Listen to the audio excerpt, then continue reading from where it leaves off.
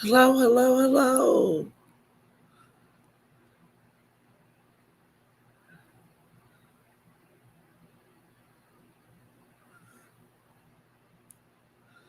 Hi, lovely ladies. I am going through your emails, your texts that I have not seen in a couple of days. I'm glad you're feeling better, Annabelle. I'm having anxiety attacks because a little bit is gone. And I miss her, but I am getting a lot of rest. Love you, girls, and I'll talk to you soon. Hello. Welcome to the show. Now, I first was just going to do um Megan. And then I saw this clip on Donald Trump and found out that all hell is breaking loose. Hello, demon dictator. So I say we spend 30 minutes on Trump and then we move over to demon dictators. Um,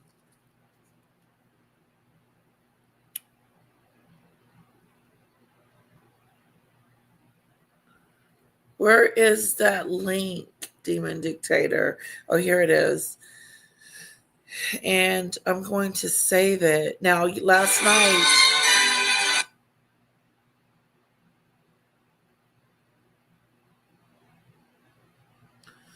okay.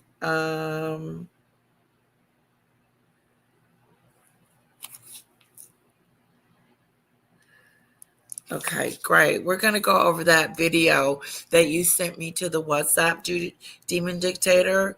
But can we go over this thing with Donald Trump real quick?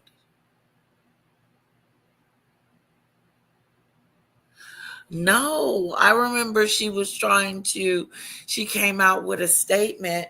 Her rep came out with a statement. But no, do you want to read the article? Or I can read it. I say we read the article when you have time to post it.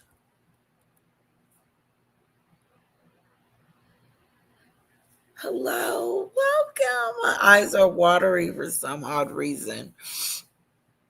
Um, yes, I'm doing my live from another room. Let's just put it that way.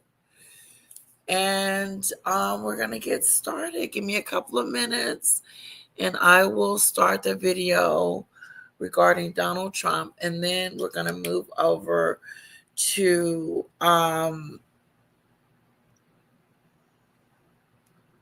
Harry and Meghan about the book. I heard that we couldn't get the book here, pre order the book, but you can in the UK. You can pre order Tom Bauer's book, but you can't pre order it in the United States. So it's not quite out yet.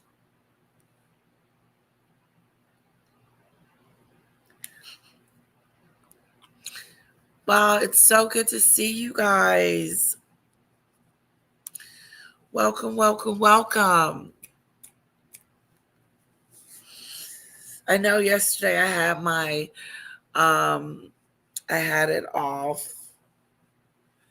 This is a cute top. It is a really I just don't want to be showing my boobs. So, but it's a really cute top. Mm-hmm. Cutesy wootsy. Hello, hello, hello, hello, hello. I'm so glad to see you guys. Oh, wow. It just was last night. All right, here we go. I don't know why it's important to wait at least 5 minutes before, you know,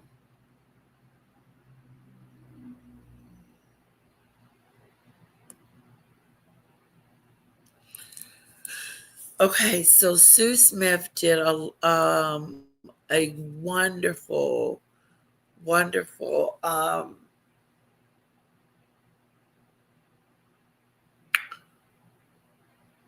video the other day, and it was great. Thank you, Sue Smith. Um, we are going to look at.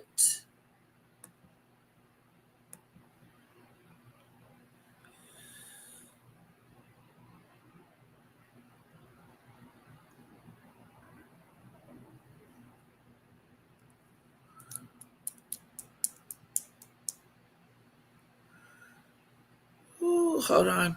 So,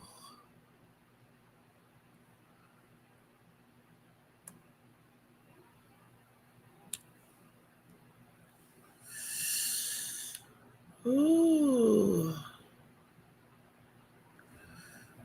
I was just thinking about my little girl. Regarding Andrew. She's with her mama.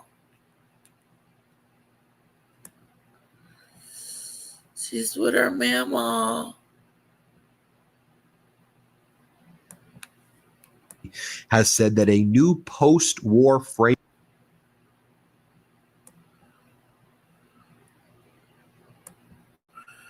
Can you guys see that? Hello, Snowdrop. Hello, highly sensitive. Where's my bell? God, I can never find it. It's always missing in action.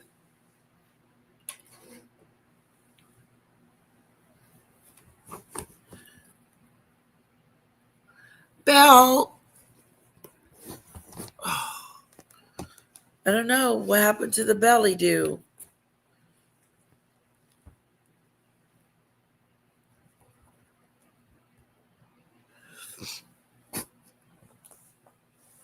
God, I can't keep up with nothing. Okay, I'm going to use sound effects. How about that? But I want to say hello to highly sensitive. Welcome. It is so good to see you.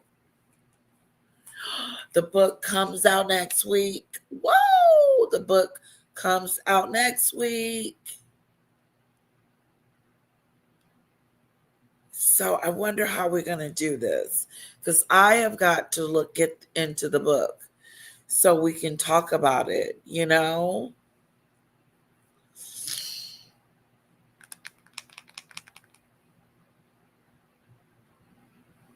Yes.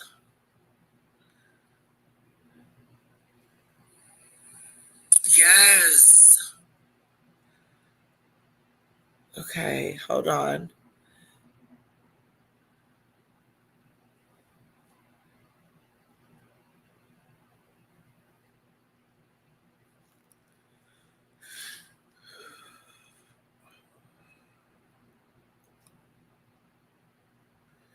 Top fan is Demon Dictator. Second is Highly Sensitive, Snowdrop, and Lisa B.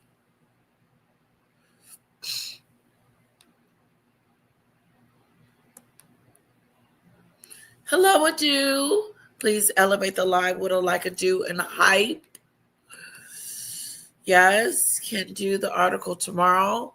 Play your stuff today. I'm going to play that video you sent me.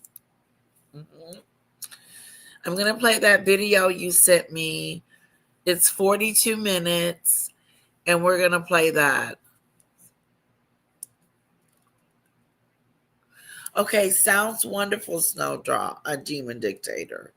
Thank you.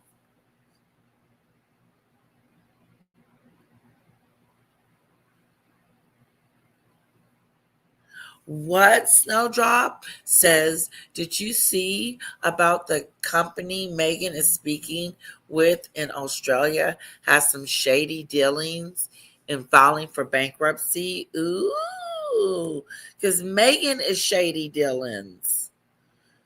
She's a shady dude. Okay, I'm not surprised. She doesn't vet her people. Do she, Snowdrop? Hello, Lisa B. Oh, I gotta get my bell. I feel lost without it.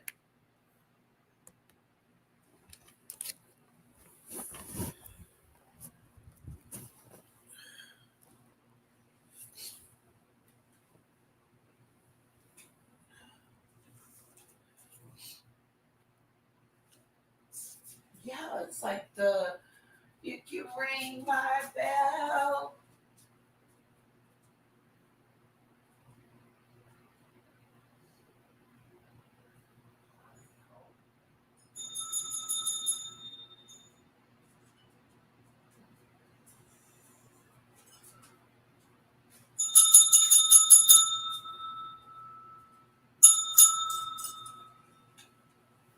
Whoa.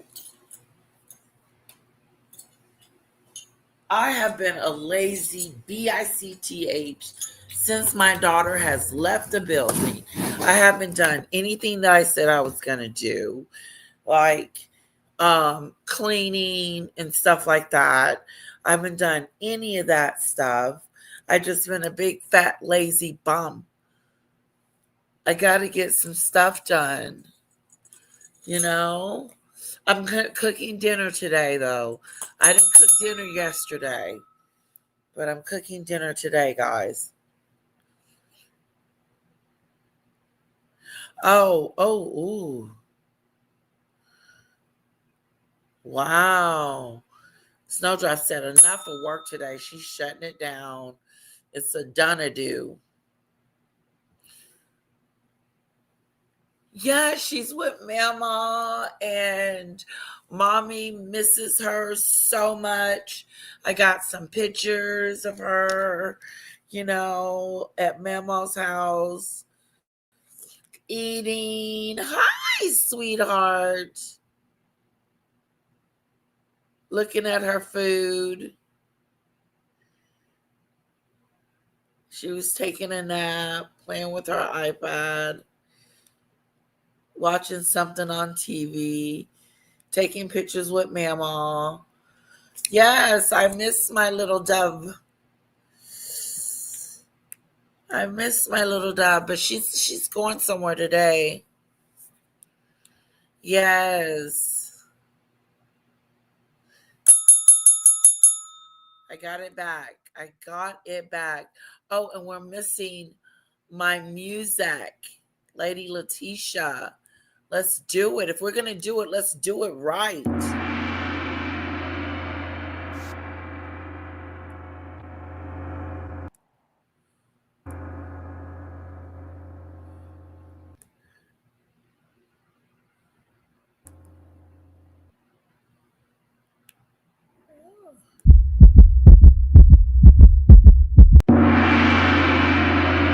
Here we go. But you heard that one. I turned up the volume. Turn up the volume.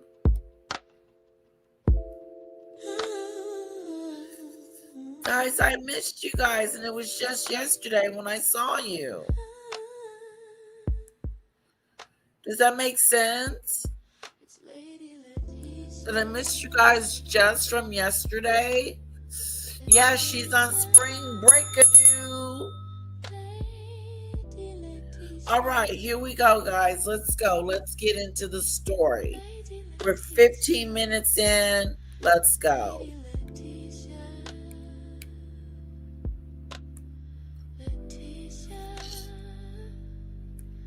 All hell is breaking loose as Donald Trump's disastrous and unlawful war in. I love him. He's dramatic. All hell is breaking loose in Donald Trump's unlawful war. Okay? He makes sure he lets it be known that this war is unlawful. It is unlawful. I'm trying to get cozy wozy. Okay? I gotta get cozy wozy.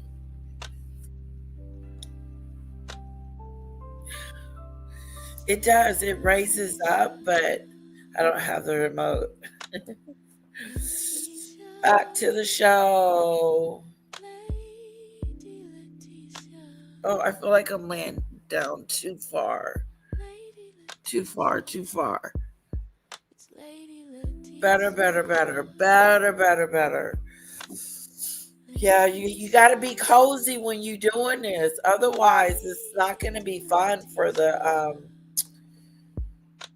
content creator. Yes, yes, yes. Lady Letitia.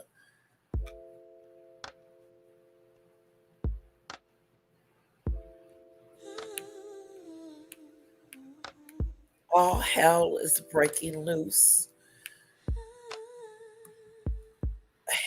Donald Trump's unlawful war. All hell is breaking loose as Donald Trump's disastrous and unlawful war in Iran continues to escalate, engulfing the entire Middle East in absolute war. On the one hand, Iran is striking Bahrain and Dubai and central Israel, Tel Aviv, northern Israel. On the other hand, Israel's just demolishing Lebanon.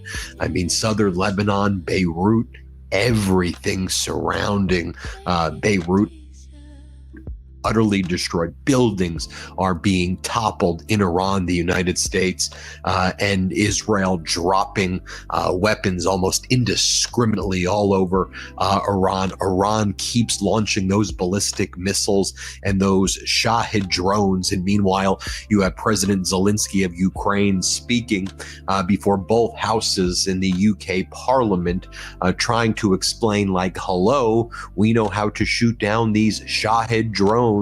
We've also developed our own drones. We've developed sea drones. We've developed the most advanced drones that there are. Maybe you want to speak with Ukraine because we know we can help. Thing or two about modern warfare. Also, something I want to talk about in this video as well.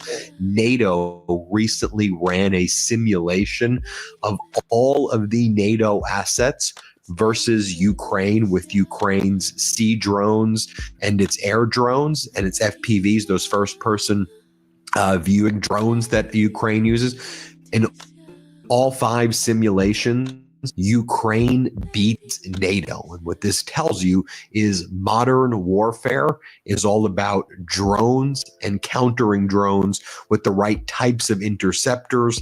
This should have been known to Donald Trump and his idiotic regime, but they were too busy trying to cozy up to Vladimir Putin, which frankly they're still doing right now, removing sanctions against Putin, while we know clearly in the Wall Street Journal again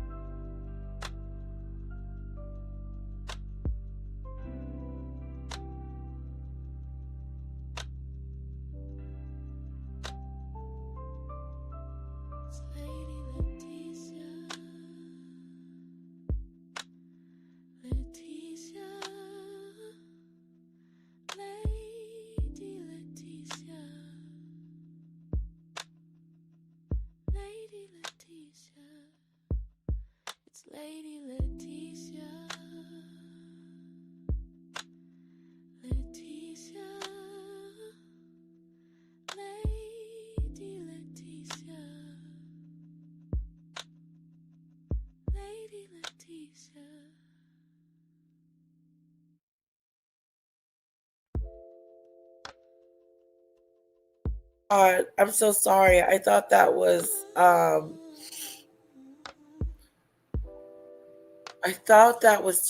demon dictator calling me. I do apologize. Hello, Lee. Is it Leah? Am I saying that correctly? And yet the war continues in Ukraine with all his big boy toy claims. Exactly. All hell is breaking loose. Listen to how he just burst out and Continues says to it. escalate, engulfing the entire Middle East.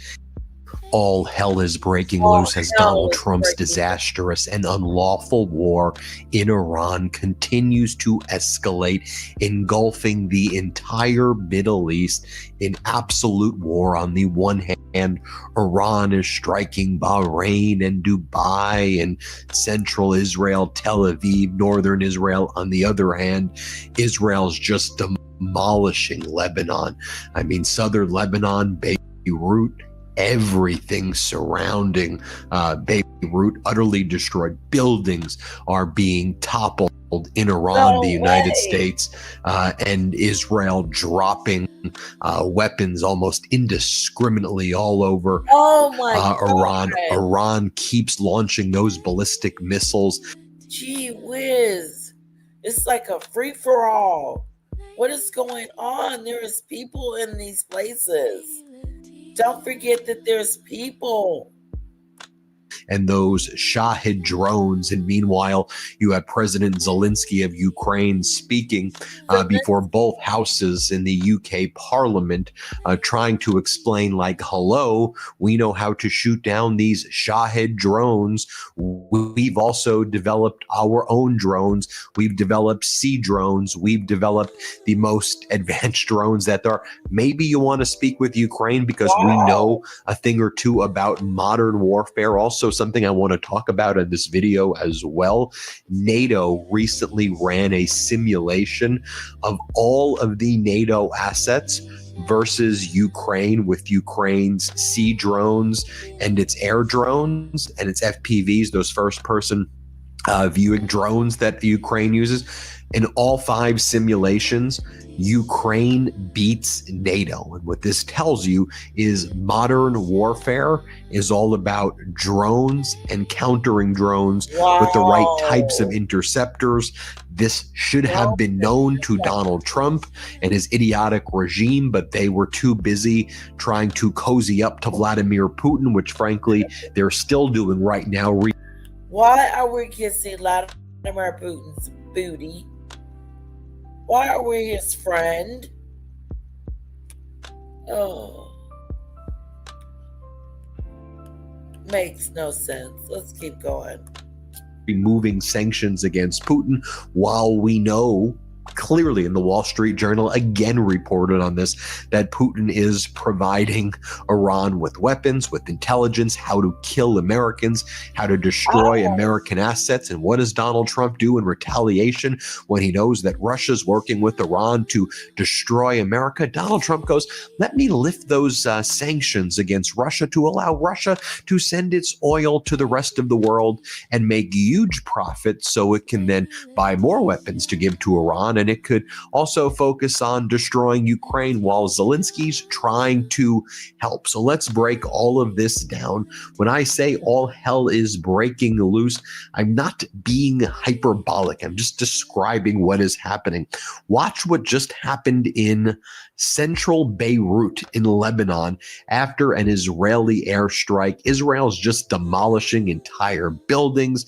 They say they're going after Hezbollah, which they are targeting Hezbollah, but they're also targeting civilians, and they are killing people in hospitals, and mothers and children, and it is absolutely despicable. Here, play this clip.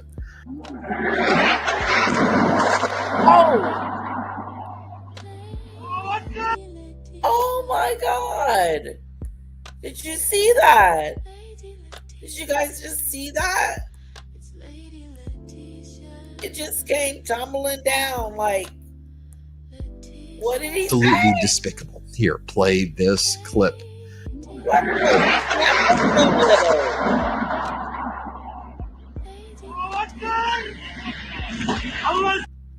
Weren't there people in there? Jeez. Here, play this clip. Wait. They say they're going after Hezbollah, which they are targeting Hezbollah, but they're also targeting civilians, and they are killing people in hospitals, and mothers and children, and it is absolutely despicable. Here, play this clip.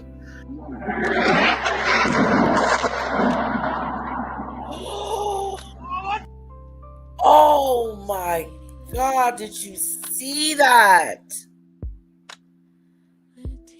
That is not oil bases. That is a building with civilians.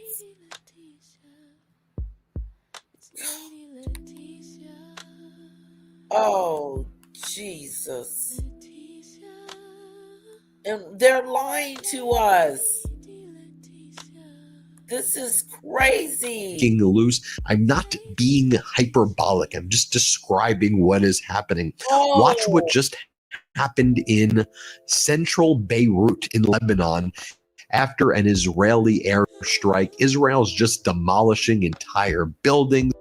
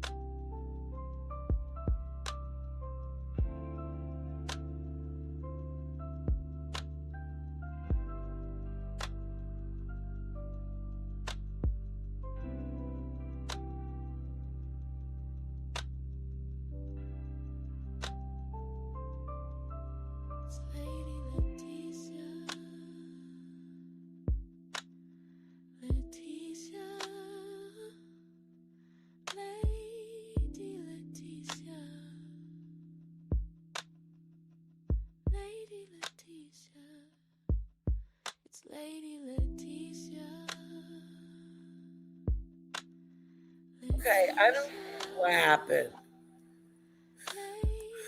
I don't know what that was, what happened, why we just went kapook in the back. Just totally just did that to us. Now, I don't know if it's getting hot, but if it gets too hot, then I'm going to have to go in there and get out of my cozy spot. Because I was cozy. This is horrible. Oh my goodness.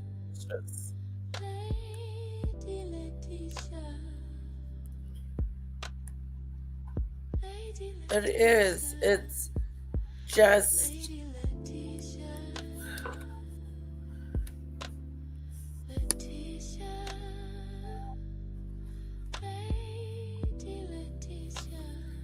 I don't know what this computer's doing.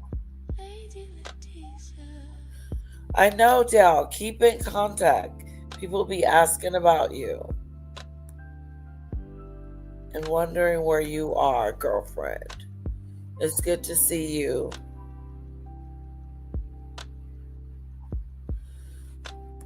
Oh, this is horrible. This is insane. This is sad. And then they're lying to us. Stop lying to me. down. When I say all hell is breaking loose, I'm not being hyperbolic. I'm just describing what is happening. Watch what just happened in central Beirut in Lebanon after an Israeli airstrike. Israel's just demolishing entire buildings. They say they're going after Hezbollah, which they are targeting Hezbollah, but they're also targeting civilians, and they are killing people in hospitals, and mothers and children, and it is absolutely despicable. Here, play this clip. Oh!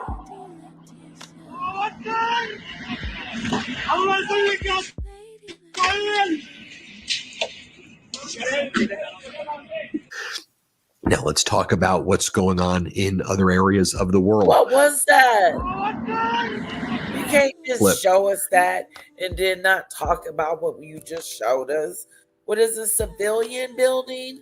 Did people get unalived in that sucker? Like, what happened? Who did that and why? Come on.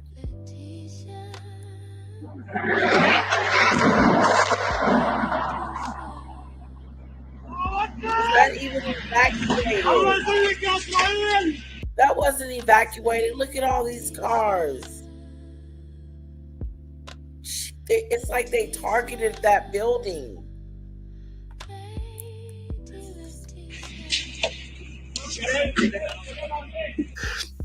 Now let's talk about what's going on in other areas of the world. In comments that interestingly align with those of French President Emmanuel Macron, as OSINT Defender explains, open source intelligence. Iranian Foreign Minister Araghchi has said that a new post-war framework for the Strait of Hormuz must be put into place. While it's yet unclear if Araghchi's comments were made in an effort to synchronize French-Iranian signaling, it nonetheless aligns with what France's president has said in the past few days amidst increasing communication between the two nations. Do you get what's happening here?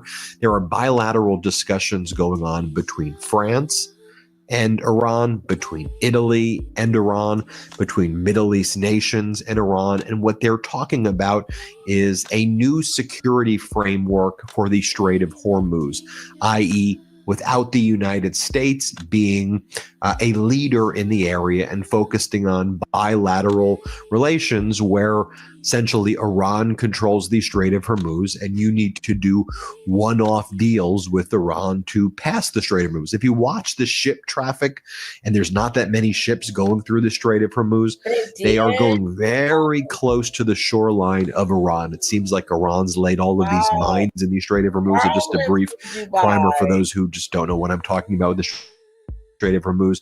That's the Strait of the Persian Gulf. 20 to 30% of the gas that we receive, the oil, comes from that Strait of Hormuz. It passes through there. Iran's able to control it. Not just that, though, but fertilizers, agriculture, a lot goes through the Strait of Hormuz. So this has a huge impact. And when Iran shuts it down, which it does now, it has this massive impact on the global economy. And a lot of people who are feeling the brunt of it are these Arab nations that thought they were doing quid pro quos or pay for plays with Donald Trump and Kushner.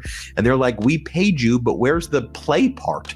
Like, we are paying you to protect us, not to screw us over. Take a listen to what the Times is reporting. Despite a $500 million investment by senior Snowdrop, if you have an update UAE officials in a Trump. If you have an update on Candace's lawsuit, please let us know. I will play that. Linked crypto company, let's just call it what it is, a bribe. No, this isn't fun. This isn't a fun subject. It isn't something that we normally talk about, but it is happening. It's happening. And we need to be aware of it because the United States is involved. We're involved. And we need to be on red alert. Okay? Yeah.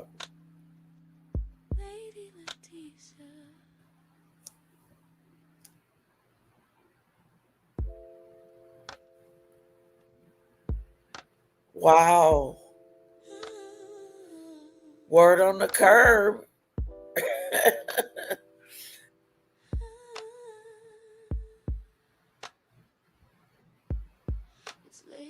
You can't hear me? Snowdrop, do you hear the fan in the back? Because I can turn it off. You guys can't hear me? Hello, Kamori. What bald man?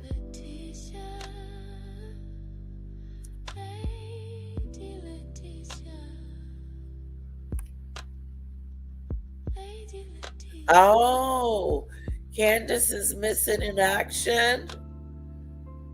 Mm, that's interesting.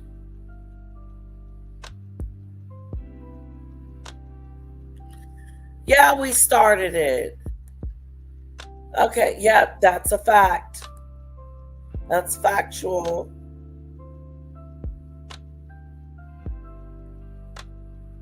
Okay, that sounds good. Now I have to pick up a little bit on Friday. So it's going to be a little tricky. Friday is the day I pick up a little bit. Kamari. Okay, good.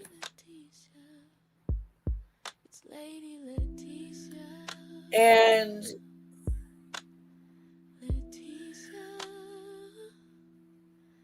I was gonna say, Kamari, do we it's date night. Maybe we'll do like date trivia, dating questions for date night. We need like something to do, Kamari. So I maybe we can do dating trivia.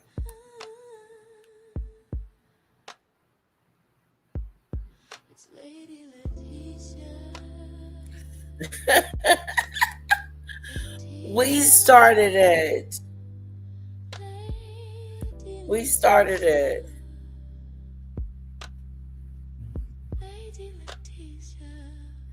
Oh, she gave up on them.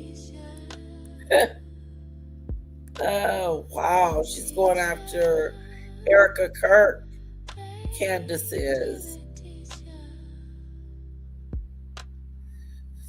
Yeah, we can do. I think my husband said we were going to go pick up a little bit at around 10 or noon. But I will keep you posted, Kamari, because I don't know what time I'm going to get a little bit. But don't wait on me, because what I was going to do is, because you have StreamYard, I can stream it from my place too. So what I'll do is I'll come up on your platform, and then we can be up there together. I was going to do like some trivia questions. Does that sound about?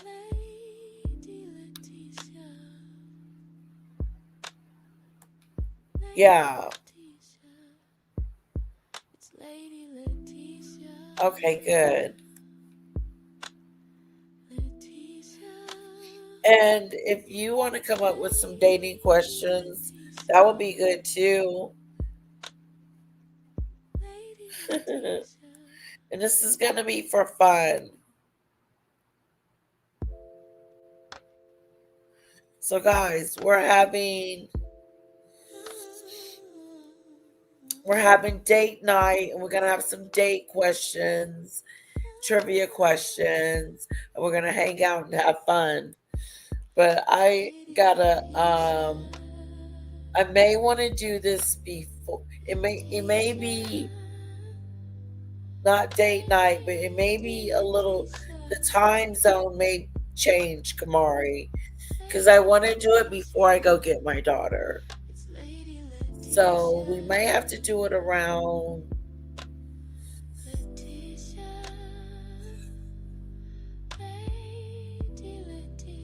Yeah, around 10 or 11 in the morning. Think about that, Kamari.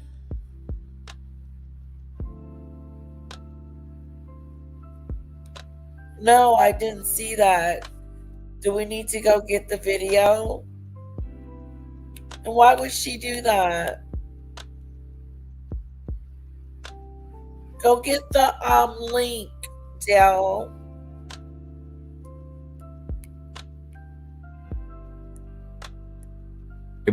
Gulf states still receive no warning about the U.S.-Israeli attack on Iran, reinforcing a sense of unequal treatment.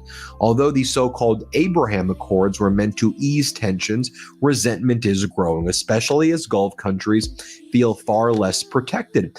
A young professional summed up the frustration bluntly. So Israel gets an Iron Dome, and we, the Arab nations, get FUCKED. Now, let me just show you this because I think this highlights how the entire world is feeling right now about the United States. Take a look as CNN drops a massive reality check, as Furkan Guzkara describes it. Favorable views of the U.S. have plummeted by a staggering 79% globally since the war in Iran started. The world is completely rejecting Washington's warmongering and refusing to support the Trump regime. Here, play this clip. Yeah, okay. So you see these numbers, you see these shifts down in terms of how our allies or folks in those countries view U.S. military action in the Middle East. You see how unpopular it is this time around. Canada, Japan, the UK. And this is just part of a larger picture, Mr. Berman, a larger picture. Favorable view of the U.S. in 2025 versus 2024. Of course, Donald Trump being the president in 2025, Joe Biden being the president of the United States in 2024. Look at this. Favorable view of the U.S. down 79% of 24 countries' residents asked. The bottom line is this. The folks overseas are far less likely to view the U.S. favorably, and those chickens, they're coming home to roost in this situation as there's very little support abroad for the U.S. military action in Iran. Now, you also know that earlier yesterday morning, Donald Trump, like the little petulant baby that he is, started posting that the U.S. no longer needs or desires help from NATO nations and any other allies or partners. We don't need Japan, South Korea, and Australia, Donald Trump says. I'm not surprised by their action. Now we're being informed by most of our so-called NATO allies that they don't want to get involved with our military operation against the terrorist regime of Iran in the Middle East. This despite the fact that almost every country strongly agreed with what we are doing. But Donald, over the weekend, didn't you say that all of these nations were supporting the United States? Didn't you say you brought this coalition together? Oh, wait a minute. You lie about everything. You lie about ceasefire discussions with Iran. Every word out of your mouth is a lie. And our allies or former allies just know that everything you say is just complete and utter nonsense and dangerous dribble at that. Dangerous. Lindsey Graham saying earlier today, I just spoke with Donald Trump about our European allies' unwillingness to provide assets to keep the Strait of Hormuz functioning, which benefits Europe far more than America. I have never heard him so angry in my life. I share that anger at what's at stake. All right. Well, oh my God. Are you angry? What are you going to do? Are you going to write a very mean tweet about it? What are you going to, you're going to be very angry? You're going to yell? Are you going to say mean words? Oh my, what are you going to do? You're going to drop some missiles, tough guy? You're going to start killing people? They're so utterly, all of you people are so utterly pathetic. By the way, yesterday, Prime Minister Keir Starmer of the UK made it clear we will not be drawn into a wider war here. Play this clip of what Starmer said. Play it. Second, while taking the necessary action to defend ourselves and our allies, we will not be drawn into the wider war. And then over here, Keir Starmer in his podcast, his what do they call it? Fireside chats, if you will, with Keir, as he calls it.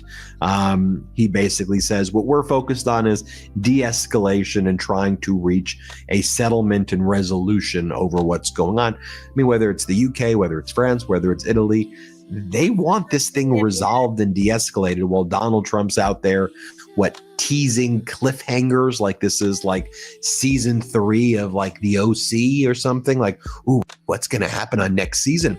Are we going to send those 5,000 Marine Expeditionary Unit forces that are heading from Japan to the Strait of Hormuz? Ooh, are we going to do a full-fledged ground invasion in Iran? Ooh, what is Netanyahu going to tell Donald Trump next? Ooh, what's going to happen? Watch what Keir Starmer says.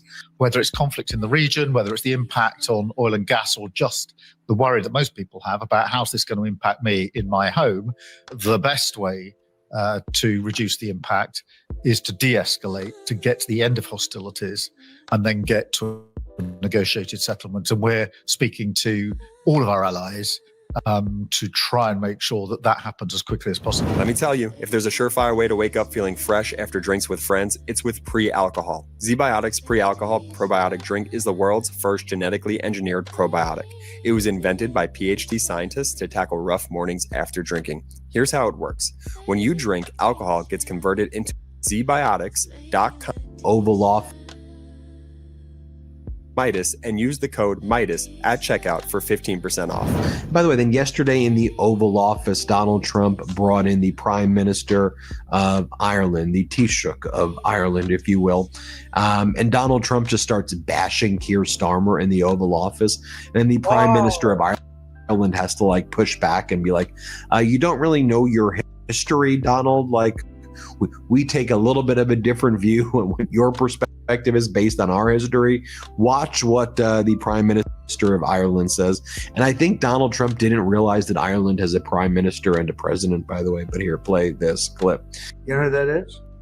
Churchill. That's the late, great Winston Churchill. And Barack Hussein Obama did not want his bust in this office. Did you know that? And Barack Hussein Obama sent that bust back to England. They didn't want it. And when I came in, I was asked if I wanted it. I said, absolutely, I want it. And I put it right there, Winston Churchill.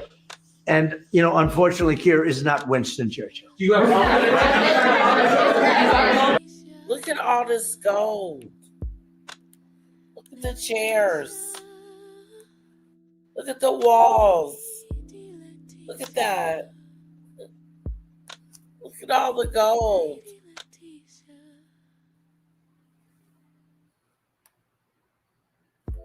Oh, that's not very nice to say, Wolf.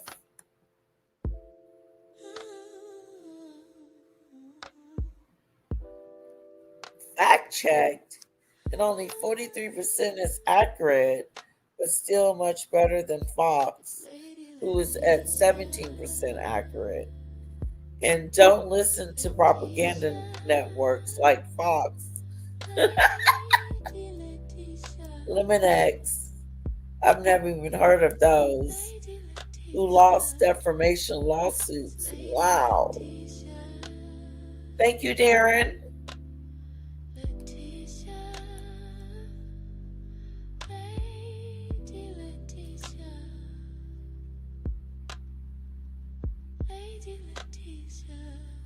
Yeah, that's what he's trying to do.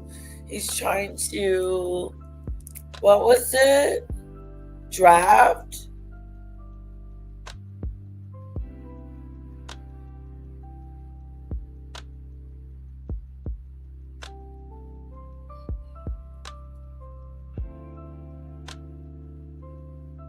He did? Wow.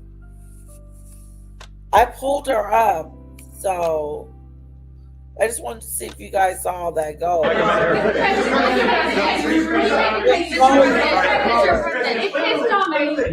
hold it. Right. Just could I hold it? Hold it. Just make a number of points. First of all, I think, notwithstanding. Hold it. Hold it. Hold it.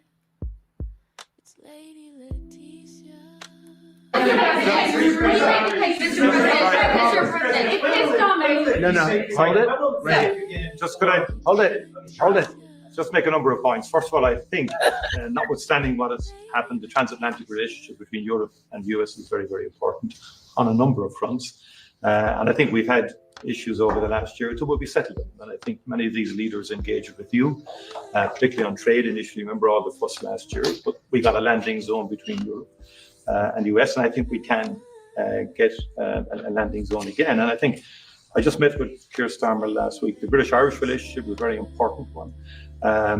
Churchill was a great wartime leader, although in Ireland there was kind of a different perspective in terms of during our own war of independence and so on. He created his own bit of difficulties for us. But that said, he was a great wartime hero. Keir Starmer has done a lot to reset the Irish-British relationship. I just want to put that on the record. But I do believe that he's a very earnest, sound person who I think you have a capacity to get on with. You've got on with him before, and you've got on with other European leaders as well. Now, as I mentioned earlier, there was a NATO naval exercise where the Ukraine-led forces defeated the NATO fleet using sea drones versus all the NATO ships. Right? Think about it. The NATO has all of the top ships, everything. And in the simulations, Ukraine won 5 out of 5 scenarios. They sank all the frigates in the simulation. NATO forces never even detected the Ukrainian drones. And folks, this is really important. And it's important to note, why do you think, for a variety of reasons, why Russia is sharing satellite imagery and drone technology and weapons with Iran? Because Russia knows that it's getting its ass kicked from Ukraine right now. And Donald Trump is throwing Russia a lifeline right now, both in terms of economically by lifting the oil sanctions against Russia, allowing it to sell oil at like hugely inflated prices now. What's a barrel of oil now? 103, 105. I mean, that's heading up to $150 per barrel soon. Just watch. Right now it's at $103 per barrel. You know what you're paying. It's over $5 for diesel. It's approaching $4 on average, right? Just across the country to fill up your own car with gas.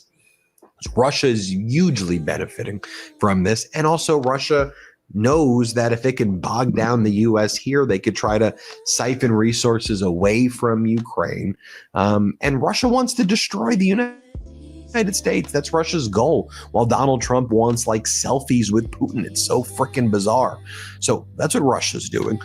So Zelensky spoke in Parliament in the UK, and he addressed both houses. This was one of the most powerful speeches I've seen. Here's what Zelensky talks about, how he's educating NATO. So over there you have him, you have Starmer, and then you have the Secretary General of NATO. All of them are there together. And then he's speaking in front of both houses in the UK Parliament. And Zelensky's like, let me explain to you how modern defense works. Watch this. He goes, we must go further. We must build modern defense forces. Isn't it incredible how Ukraine, through its ingenuity and innovation, basically has the most powerful army in the entire world right now? Let me repeat that again. In my opinion, Ukraine right now has the most powerful military in the world, based on its technological innovations, its understanding of drones, its understanding of drone interceptors, its understanding of how to deal with Shaheeds. They have the most advanced. Now, they need resources, they need money, they need equipment because they're under attack, right? They need the support. But in terms of the knowledge and the ability to execute, there's just no one out there, no country out there that knows more than Ukraine. Here, play this clip. We must go for them. We must build modern defense forces together. Only together with you, with all our allies in Europe, we must produce all levels of air defense against drones and all types of missiles, including ballistic. Our seas must be secure, and our forces in other seas must be protected from all threats. Europe not only has this potential, it also has a mission to protect not only itself, but what it believes in. We believe in people, in their rights and freedom. We believe in culture, and we want nations to live in real peace, strong peace, and communities in respect. Together, Europe is a global force. One of the world cannot do without, and that no one can stand against. We must grow these strengths, and we can do it, and we must direct it, and we can. And then Zelensky talks about how they start. Of course, course, Donald Trump cut it off. He doesn't like Zelensky, which is weird because he's one of our allies. It's weird, but he liked Putin. It's backwards. Started off with these simple kamikaze drones, then they built drones with turrets that can shoot down helicopters. Watch how he describes the innovation. This is quite incredible. Here, play this clip. We started with simple kamikaze drones, then we built drones with he needs turrets cash. that can shoot down helicopters. He does need the help. He does need the help to fight against this enemy. And that's why Joe Biden was giving him money.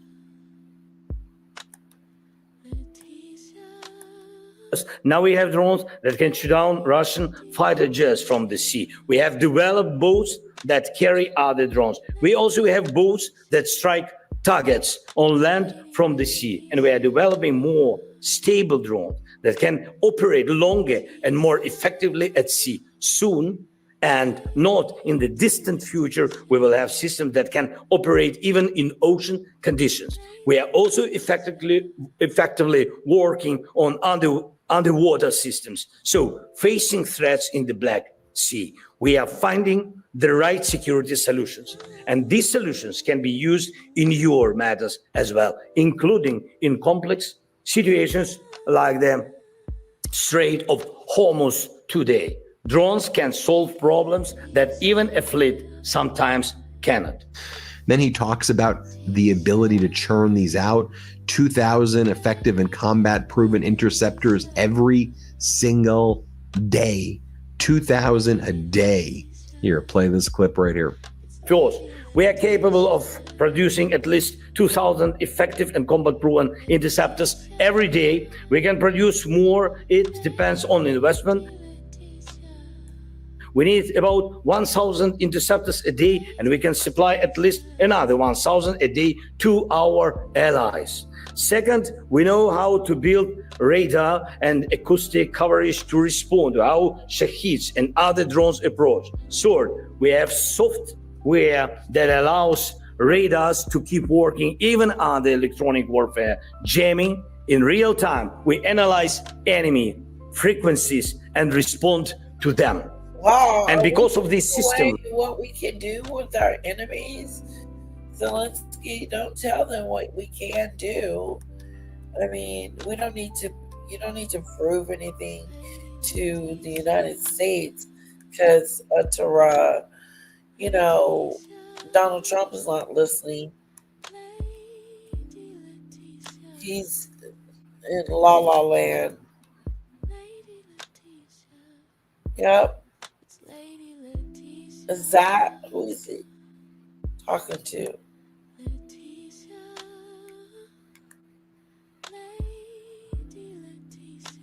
I like him.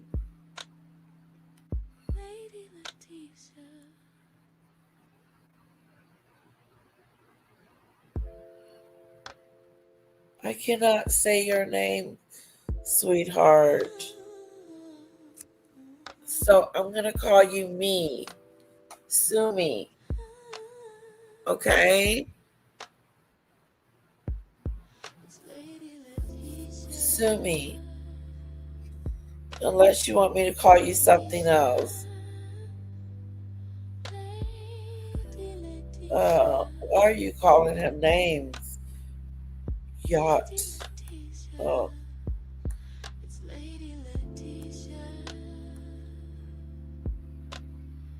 Hi, Michelle. He is not a creepy dude. He is a person that is fighting for his country.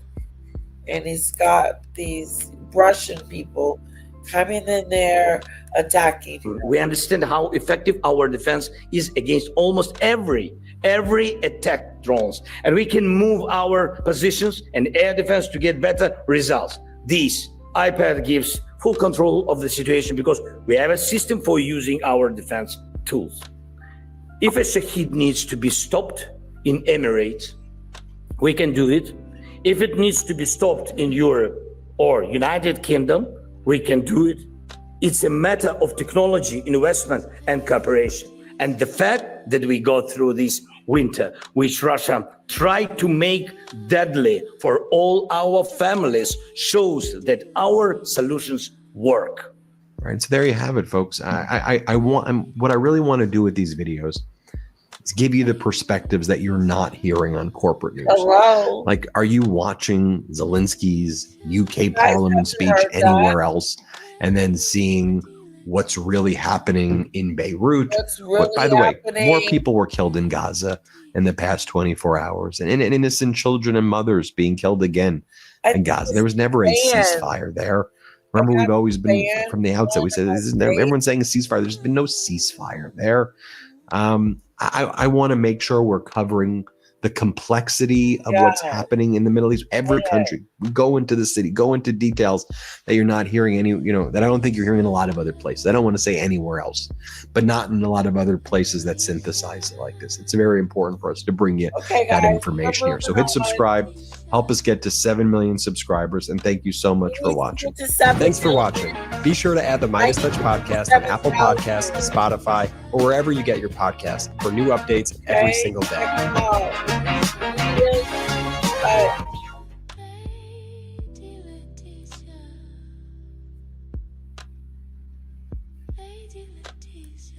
Finally, Democrats are ripping Donald Trump to shreds like he deserves. Deliver that karma to him. Finally, Democrats on Capitol Hill calling Donald Trump out for his disastrous war in Iran.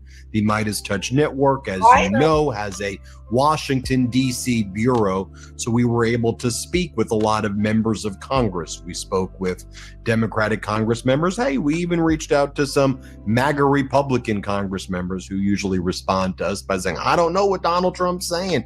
I didn't hear that. I didn't see that. We'll show you that in a moment. But let me show you some of these Democrats forcefully ripping Donald Trump to shreds, putting in the dagger like Donald Trump deserves.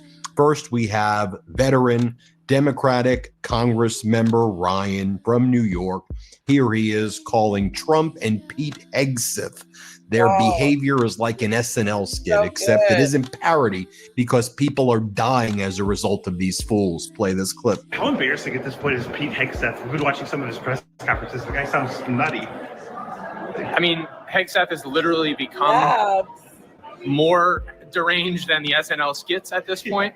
And it would be funny if he wasn't literally killing American soldiers. And so for him to stand up there, you see each time he screws up and we screw up and we lose Americans, he gets more desperate and he screams louder and he just shows his weakness. He's fucking pathetic at this point, and he has the blood of now 13 Americans on his hands, and he needs to be held accountable for that.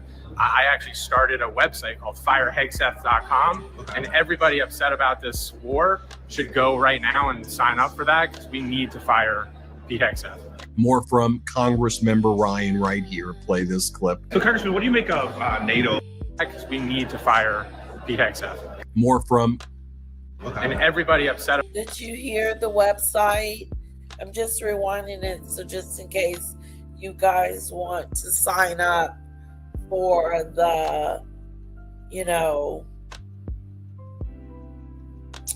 sign up for the petition.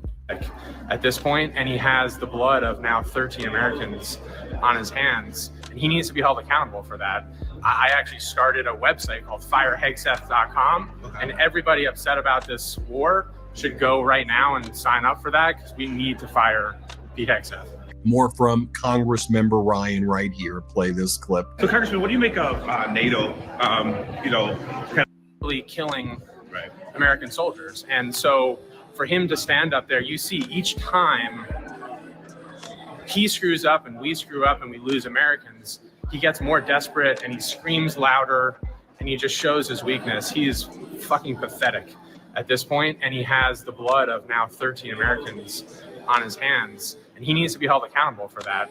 I actually started a website called Firehegseth, really killing American soldiers. And so for him to stand up there, you see each time he screws up and we screw up and we lose Americans, he gets more desperate and he screams louder and he just shows his weakness. He is fucking pathetic at this point, and he has the blood of now 13 Americans on his hands, and he needs to be held accountable for that. I actually started a website called firehegseth.com, and everybody upset about this war should go right now and sign up for that, because we need to fire Pete Hegseth. More from Congressmember Ryan right here. Play this clip. So, Congressman, what do you make of NATO, kind of not backing up Trump in this crazy war that we're in? Well, this is a war that we shouldn't have started. It's a war where now 13 Americans are lost.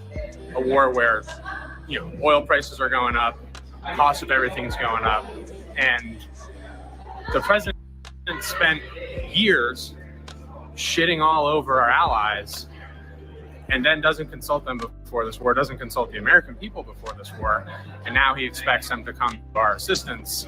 And it just shows what a failure of leadership by Trump in this matter. So we show you what Democratic Congresswoman Omar had to say to our crew on Capitol Hill on the steps. Shout out Pablo Manriquez for getting this interview. Play this clip. Pathetic as Pete Hegseth at this point. We've been watching his press conferences. He's saying all these crazy things. I mean, what can you say? He's always been pretty pathetic. Yeah.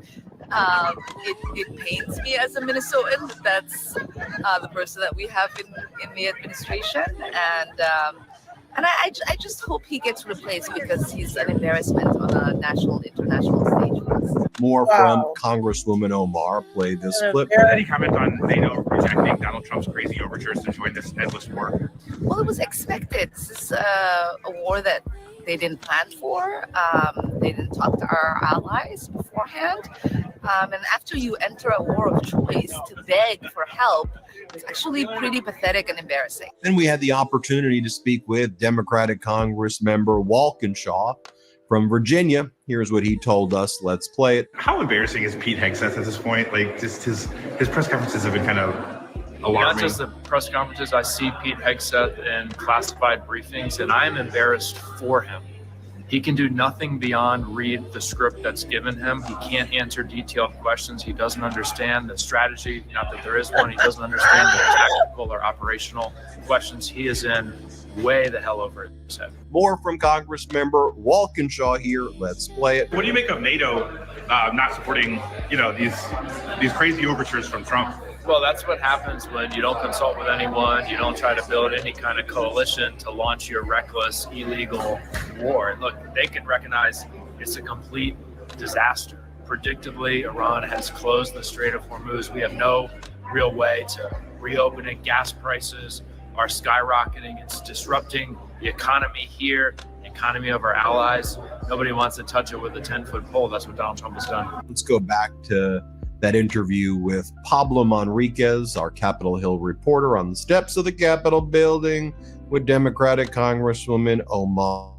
Play this clip. How much of a liability at this point is Israel to U.S. foreign policy, given that they were coordinating with Israel but not our NATO? They have been a liability to us for decades, not only doing the getting us involved in Iraq war, starting the whole mass destruction, weapons of mass destruction conversation, and obviously right now, with the Trump official resigning, it's pretty clear. Although you can have your own opinion, she is not an evil witch. That is so mean.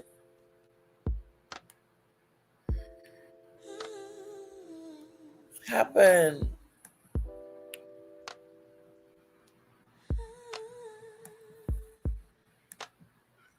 Finally, Democrats are ripping Donald Trump to Strait of Hormuz. We have no real way to reopen it. Gas prices are skyrocketing. It's disrupting the economy here, the economy of our allies. Nobody wants to touch it with a 10-foot pole. That's what Donald Trump has done. Let's go back to that interview with Pablo Manriquez, our Capitol Hill reporter, on the steps of the Capitol building with Democratic Congresswoman Omar. Play this clip. How much of a liability at this point is Israel to U.S. foreign policy, given that they were coordinating with Israel but not our NATO? They have been a liability to us for decades. Not only doing the getting us involved in Iraq war, starting the whole mass destruction, weapons of mass destruction conversation, and obviously right now with the Trump official resigning, it's pretty clear that it was Israel that really wanted this war, and it's unfortunate that American service members, our sons and daughters, are dying on behalf of Israel. Now, remember earlier in the video where I told you the MAGAs, when we catch up with them, they're usually like, we don't know what Donald Trump said. We don't listen to anything. We don't know anything at all about anything. Well, we caught up with MAGA Republican Congress member Burchett. Pablo Manriquez said, so what do you make of Donald Trump fundraising off of the dignified transfer as American soldiers are returning from Donald Trump's disastrous war in Iran with coffins draped with the American flag? Donald Trump is wearing a campaign hat, refusing to remove said campaign hat, posing for photographs in front of coffins that have the bodies of our soldiers who were killed in the war. And then Donald Trump is using those photographs to raise money for himself. What do you make of it, Tim Burchett? Let's tell us. Here, play this clip. So what do you make of Donald Trump using the dignified transfer to fundraise? He's sending fundraising emails about it. I haven't seen that, so I don't know to comment on that. All right. Back to Democratic Congress member Walkinshaw. Here's what he had to tell our crew, the Midas crew, in the Capitol building. Let's play it. Has Israel at this point become a liability to U.S. foreign policy? Well, look, U.S. foreign policy needs to be based on what's in the best interests of the American people. And I have real concerns about Prime Minister Netanyahu and his relationship with Donald Trump. Donald Trump's easy to manipulate. Netanyahu's not the only foreign leader who's been able to manipulate him. Oh, and then the rising star in the Democratic Party. She is a star. A rising star doesn't do it justice. Democratic Congresswoman Ansari. She spoke with Pablo Manriquez, and boom, mic drop. Play this clip. How pathetic at this point is Pete Hegseth? We've been watching some of his press conferences, and it's hard not to laugh at him from behind the podium if it wasn't such a serious situation, you know? I could not agree with you more. Pete Hegseth is a joke. Pete Hegseth was a Fox News anchor. He is completely out of his depth, arguably more than anybody else in this administration. I think he needs to be fired or impeached immediately. He is putting countless American lives in danger, and he thinks this is a video game. He literally is focused on just being this hot shot in the Department of War, and it is a matter of life or death for so many people in this country. It's unacceptable. It's disgusting. More from Congresswoman Ansari here. Another powerful moment. Boom, mic drop. Play this clip. What do you make of NATO refusing to cow to Donald Trump's crazy overtures about joining this endless war? I think Donald Trump has never presented a justification to the American people about why he has embarked upon an illegal and highly reckless war that has already resulted in thousands of civilian deaths, not just in Iran, but in Lebanon, across the region, has left Americans stranded in the Middle East with no help from the State Department. He has not ruled out troops on the ground. 5,000 American troops are on their way to the Middle East. Americans don't want their sons and daughters dying in war. And as it relates to NATO, he has consistently offended and betrayed our allies in NATO. And so the expectation that NATO would now support his reckless endeavors is unbelievable. And then, I mean, you saw what Donald Trump was doing all day, right? Just utterly deranged. He was attacking NATO, and he was like, we don't need you, They're just NATO anymore. We don't like NATO. is a reckless, reckless war by our president that he started. And then he insults NATO and wants NATO's help. And NATO's like, you didn't involve us, first of all, in what you were doing in the beginning with this war. And now you want us to fight in a war that you created? No, hold up, wait a minute. We need some intelligence about this stuff. We need to know what your plans are. First of all, what you're doing over there. Like, it's just not making sense. That's what it sounds like to me.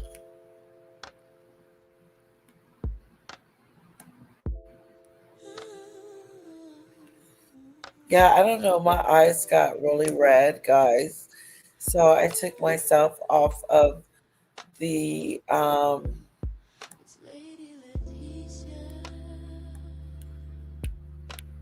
here, let me hit play. Oh, NATO's never good to us, but if you really wanted to help us in the Strait of Hormuz, we'd really actually like your help. I mean, you all realize the oil supply shock, the worst in history right now. And I know a lot of people are paying attention to oil. We should also be talking about fertilizer and a lot of other things that need to be exported from the Middle East, which run through the Strait of Hormuz, which are effectively shut down right now. Food supply internationally getting absolutely crushed. World economic markets being rattled. Donald Trump saying earlier today he's not ruling out boots on the ground to invade the Strait of Hormuz, although apparently Trump and Lindsey Graham. Nick, very good point. Very good point. I put a star by Nick's comment. Please take a look at it. Now that the Americans have started this war, because we have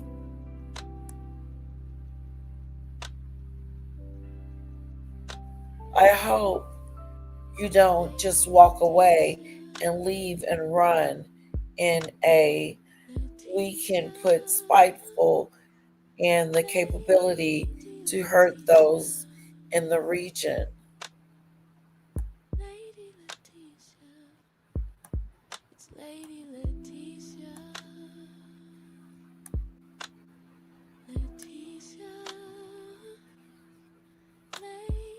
Hi. Hello, Libby. I hope I'm saying that right. Yes.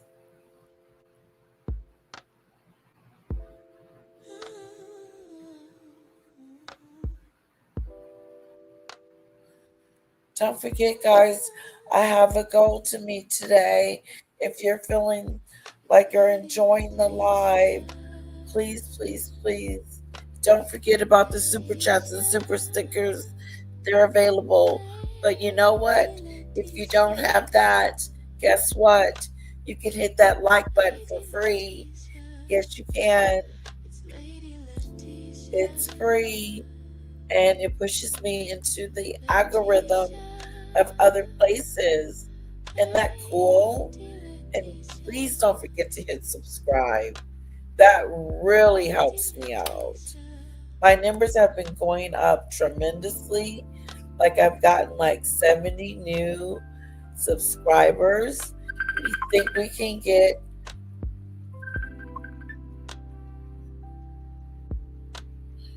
I gotta get that because that's a little bit.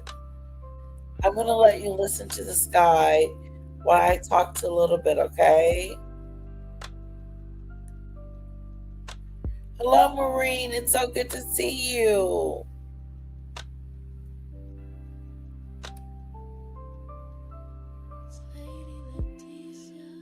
Okay, just a sec.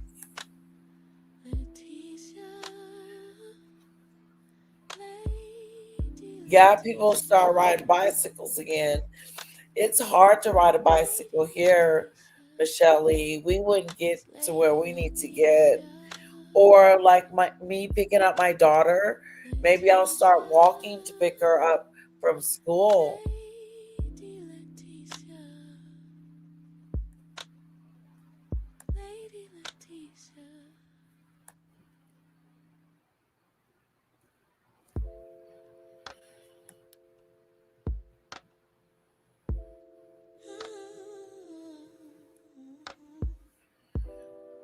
It's okay, Dale. It's okay.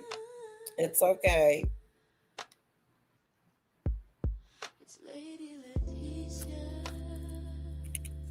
It's okay. Let me do this. Let me.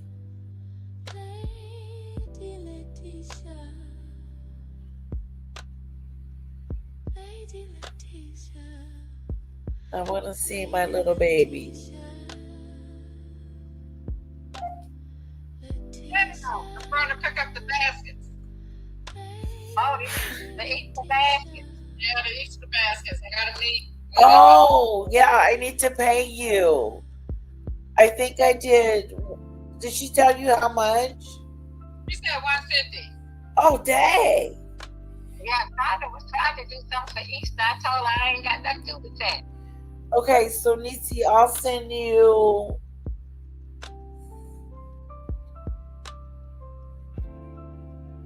$220. No records. No records. Send you about 200. Okay, yeah, that's fine. Forward to your mom. Say hi to my. Hi, baby. You miss her, Tisha. Oh. I do. I miss my little pumpkin Doolittle. Are you getting some rest? Oh yeah, I'm supposed to be cleaning and getting the house together and stuff like that. But no, I'm actually on a live right And now. Netanyahu and Mark Levin and this whole crew of, I don't even want to call them neocons because the neocons compared to this crew. I look too bad, child. No, they can hear you. Oh, can they? Yes. Oh, hello, everyone. So that's Denise. She says hello. And Kara, you want to say hi? Kara, you want to say hi? Say hi. Oh, did Mama braid her hair? You let her do it? I got her frozen. She wanted a braid like Frozen. Don't keep it around with that, Kara. Oh. I gotta go. Is that like Frozen? Oh. I like it. You want like mommy? Like the movie? You want to go to the movies? Okay, when you go to the movies when you get home, we'll probably go to the park tomorrow and go to McDonald's. Okay, I wanted to take her to see Disney on Ice. I mentioned that to Eric. So I really would like to take her there. Okay, she would love that. Yeah. Okay, so I'm going to take her tomorrow around about 12. We're going to go to the park. Okay. And after that, we'll probably go back to McDonald's and get her some nuggets. Some chicken nuggets. Oh, okay. She'll like that. That's on tomorrow's agenda. Today, at 4 o'clock, we're going so she can practice with the play. Right. She's going to be. And then after that, we're going to stop at the vending machine and get her a Sprite. She's going to like that. The braid is so pretty. Yeah, so that's our little agenda for today. So we were just checking in. We ain't doing nothing. I'm going to have to get her off the iPad so she can have some juice so when we go downstairs to have something to do. But we're not going to be there long. We're only going to be there for about, let's say about 30 to 40 minutes. It's not that long. Okay. All right, so we'll check back with you later. Okay, love you, Mom. Love you too. Bye-bye. Bye-bye. Oh. My mom wanted to tell you guys hello as well. Okay? That was my mom. She was giving me an update on Kira and she's having fun, and they have an agenda. So I got to find out what's going on with my little bit at Mama's house.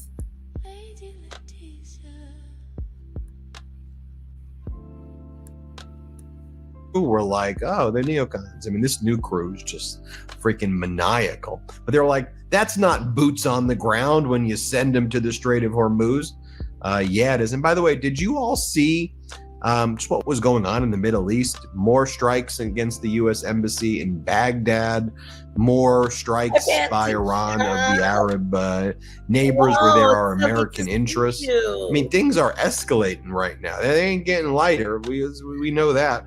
Anyway, here's what Donald Trump was saying. I played a lot of his events today, so here's what his big focus, though, was on. With everything going on, he's like, we're going to have the Irish Open at Trump Properties, because he's standing there with basically the Prime Minister of Ireland.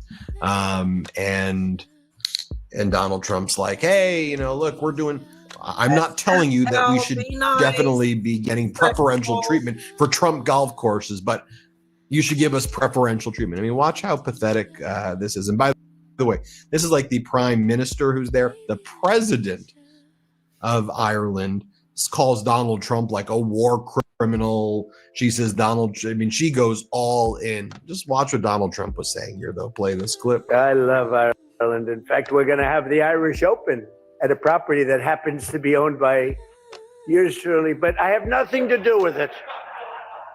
I own it, but I don't even like to talk to my son. He says, Dad, we're doing great with I'm allowed to run it, but I don't choose to. Dad, we're doing great. Eric calls up. He's doing a good job. Do you like Eric? I think so, right? Who doesn't like Eric? But he calls up, Dad, we're doing a great job in Ireland. What's going on? Well, we're doing this and that. I said, don't tell me about it. I don't want to know about it. I don't want to know about it. Of course, if we were treated badly, I'd let him know very quickly. But I think you are very proud of what's been done over there by the Trump organization, right? And then Donald Trump's like, everything is going great. Everything is going beautiful right now here in Iran. Just as we expected here. Yeah, that doesn't make sense.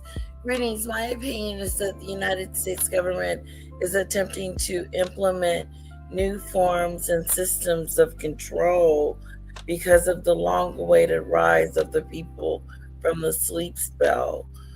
Can you elaborate a little bit more? Oh, Maureen, thank you so much for my super chat. Oh, let me get my bell.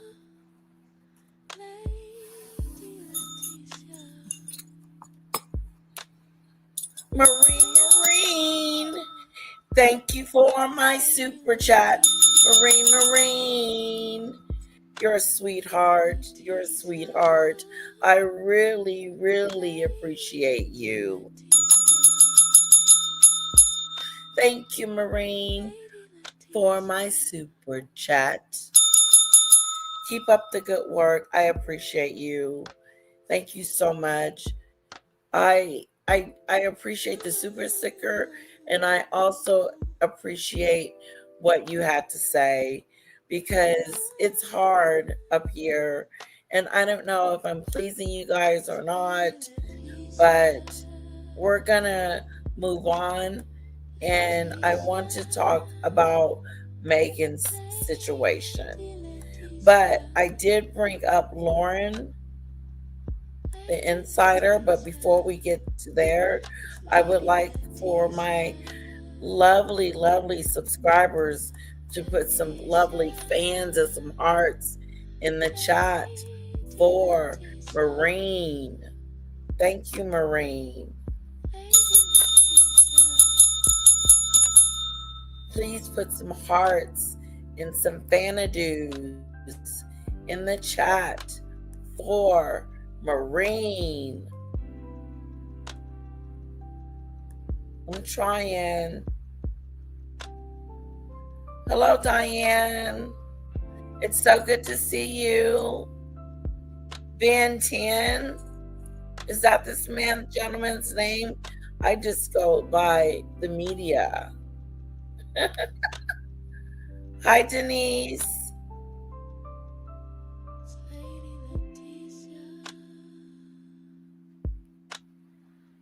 Hello, Nick.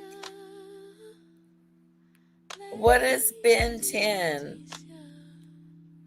Can we put some hearts in the chat for Maureen for me? I would really appreciate it. Play this clip. I just do want to say that the war is proceeding very, very strongly. We're doing very, very. I thought it wasn't a war. At first he said it was not a war. Now he's saying there is a war. Which one? The other day he said Iran's in a war, but we're not in a war. But now he's saying that the war is going well. No, it's not going well, Donald Trump. I've never heard of a war going well, being perfect. Very well. Iran, knocking the hell out of them, and you have to do that. We can't let them have a nuclear weapon. They were 2 weeks away in my. Who talks like that? What president talks like that? We're knocking the hell out of them? That's what he said. Hello? He said, knocking the hell out of them. Thank you so much, Edwards.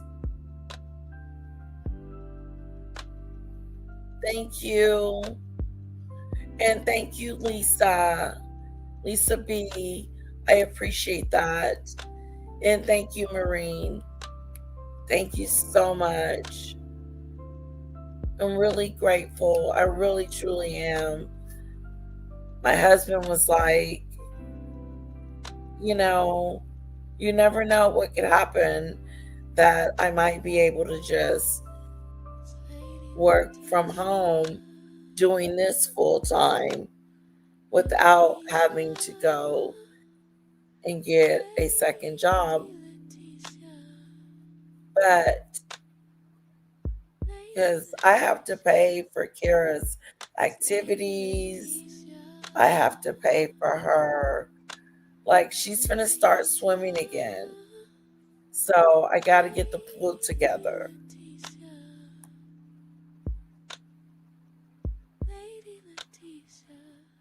Just trying to get her ready and keep her busy, you know? Keeping your child busy is important. Because she hasn't been busy. She's just been going to school and coming home. So I really need to get her into some activities.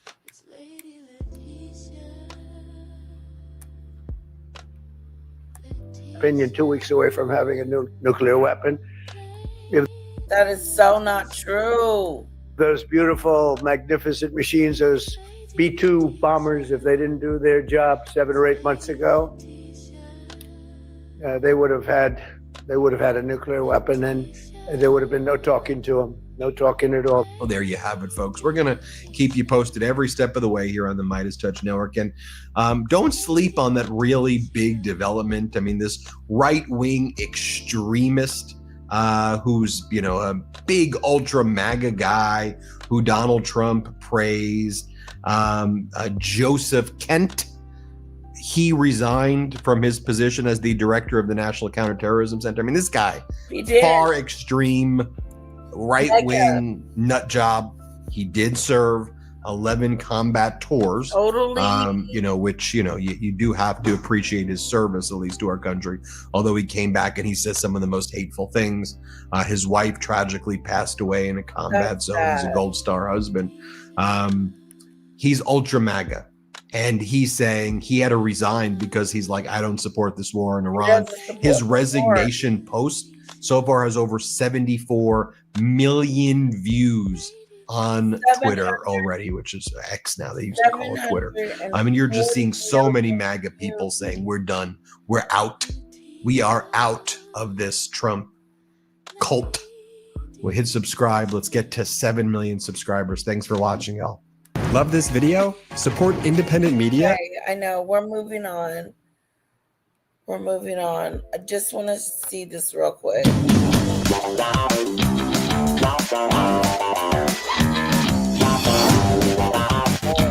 Music is what get me in trouble.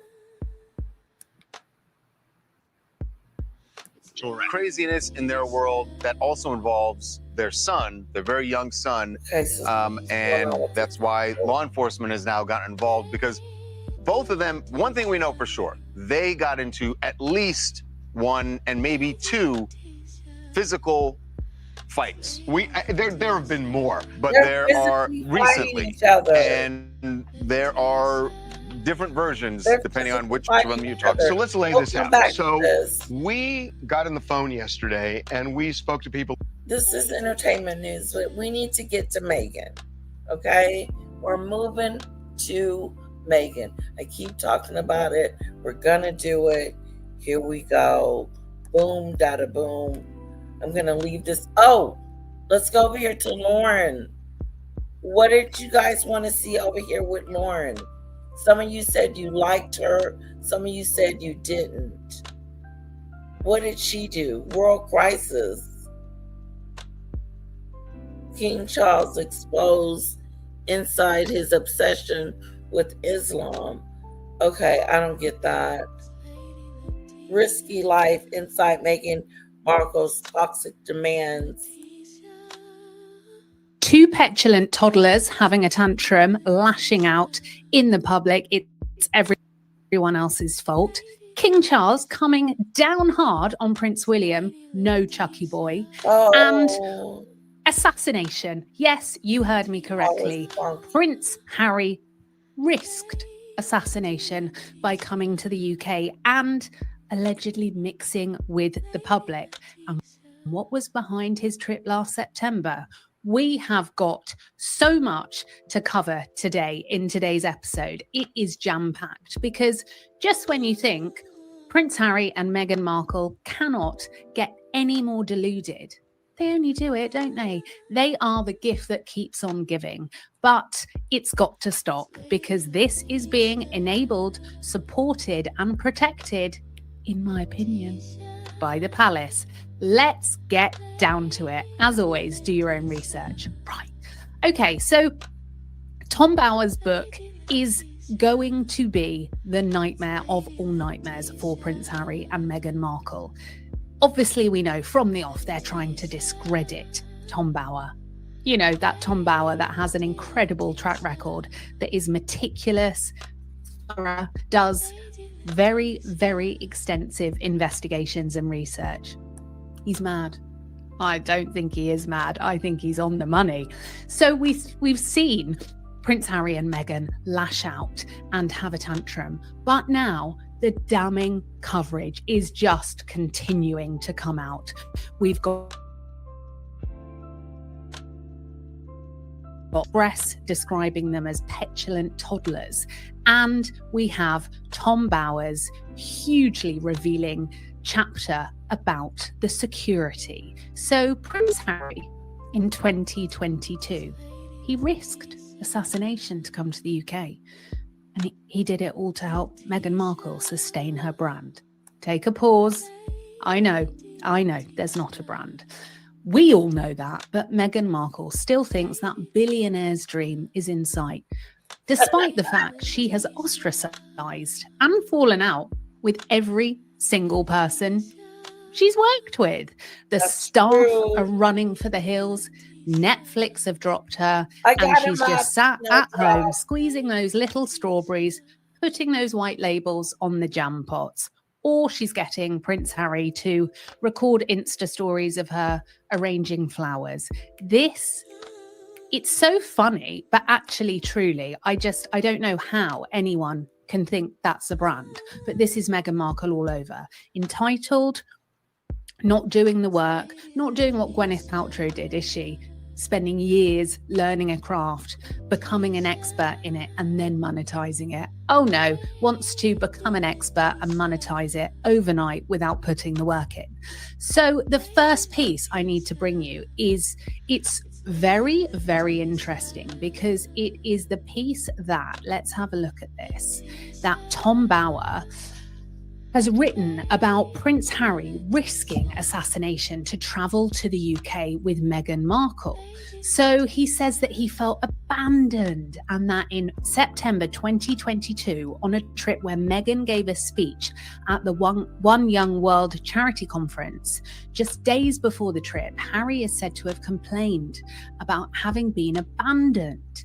And in an extract from the book, he was very stressed about the security, having been told the Home Office refused to provide armed protection in Manchester and London. But Bauer claims Harry still decided to risk assassination to help. I saw that. It's like, are you needing clickbait? She's starting to make me not want to watch her. Let's move on. Okay, because I really would like to do the video that that you sent me. And while we're looking for the video, here's Funky Dineva. Y'all hoes. I don't got in here early. Good morning. Good morning. I want all my Reshiat. Hey, hey. I don't trick y'all hoes. I don't got in here early. Good morning. Good morning. I want all my Reshiat. Good morning. Hey, Nessa. Hey, Teresa. Hey, girl. You saw the Real Housewives last night. Now, don't we do like that too, bitch? When we get to work early, or we know we got a fly-ass outfit on, or we know our man don't put our head through the headboard last night and we feel good, baby, we coming there early. Good morning. Hey, girl. We look there. Oh, I got 5 minutes. I'm early. I'm finna stand right here at Shirley desk. Pocketbook and all. Girl, you saw the Real Housewives last night? Girl, that Nene is something else, ain't she? She made it past here yet? She ain't came in yet. I'm gonna be standing right here when she walk in, since she always wanna write me up for being late. Then your boss come walk in 2 or 3 minutes late. Good morning, Karen. Good morning. I like that blouse you got on. That helper wasn't expecting me to be here on time. Girl, where you got that from? Ain't that how we do? Ain't that how we do? That bitch gonna see I was on time this morning. She gonna see I was on time, and they gonna see me high stepping in this outfit. They gonna see me high stepping in my new learner's outfit. I know that's right, baby. That's how you come through when you always late at work. When you always late at work, the one time you do come on time, now you want all the credit. Yes, I want all the credit. I want all the credit for being to work on time.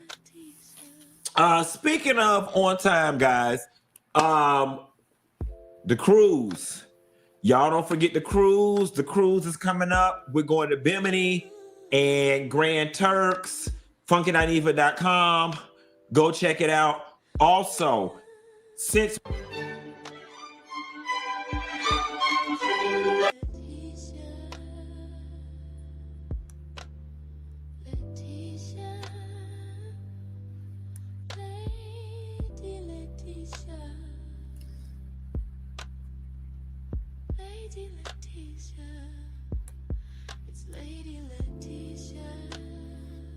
Okay, this is Harry and Meghan. The grift is up as the run out of money, options, and time. This is Paula. Can't pronounce her other name, but she was recommended by Demon Dictator, and let's watch it.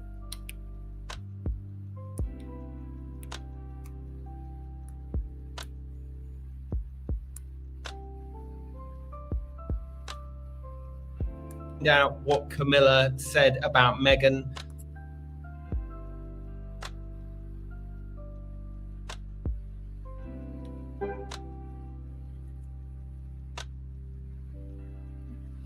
Well, folks, late night, 10:15 here in the UK. Sensational revelations tonight. Find out what Camilla said about Meghan. Find out what happened at the Invictus Games in Canada. Find out about the depth of this feud between Harry and his family. Paula, you sent me this clip as it came out. What are some of this is Tom Bower's new book, the new paperback edition of his book, Revenge, which I'm sure many of you will have read. It's a fantastic read the first time out. My God, this new paperback edition. Tell us some of the highlights you've picked out, Paula. Well, after I scraped my jaw off the floor, I read through as quick as I could. Then I reread and read again the Times of London piece where they are serializing Bower's book. Now, this book comes out in, I would say, March 29th. So in like a week or two. And the best thing about it is they did one serialization today, literally just dropped, and they have 2 more on the way, Tom. I mean, Harry and Meghan must be pulling their hair out, and I'm dying to see how they're going to spin this. So this first serialization was titled Meghan's Brainwashed Harry, Queen Camilla told a friend. I mean, yeah, sucked me right in on that one. I just could not believe it. Some of the other highlights include Prince William's original fears were soon realized that they had, jumped into marriage too soon. Meghan had become a divisive agent. To please her, Harry was ignoring his old friends. He even changed his telephone number without telling his family. The jovial lad about town became possessed by seeking revenge. Increasingly, his character mirrored Meghan's. Emotionally, he veered towards extremes. Simple dislikes became passionate hatred. Meghan's brainwashed Harry, Camilla told a friend. Y'all hear? Now, Tom, we're going to stop there for a minute and discuss, because you've reported on some of this about how he kind of switched and how William was so worried about this and his friends were worried. We turn down the music. Yeah, totally. So I reported on friends saying, that William absolutely hates Harry and Meghan, and that they totally blame Meghan. Like that is definitely, they blame Meghan for the change in Harry. The thing about the friends not seeing him is so true. Like, I know there's all these friends of Harry who literally have no contact. A number of the best men at Harry's wedding, I believe only one of them is still in contact with what? Yeah, and of course we saw Demon Dictator just, yeah, she does a wonderful job. Oh yes, she's awesome. I am so over Meghan and Harry, boring and dumb, making millions. Yeah, but my audience like Meghan and Harry and want to know what's going on. Not like them, but I shouldn't have said like. That's not what I meant. They are curious to see what these two are up to, because they always got some shenanigans going on. Dell.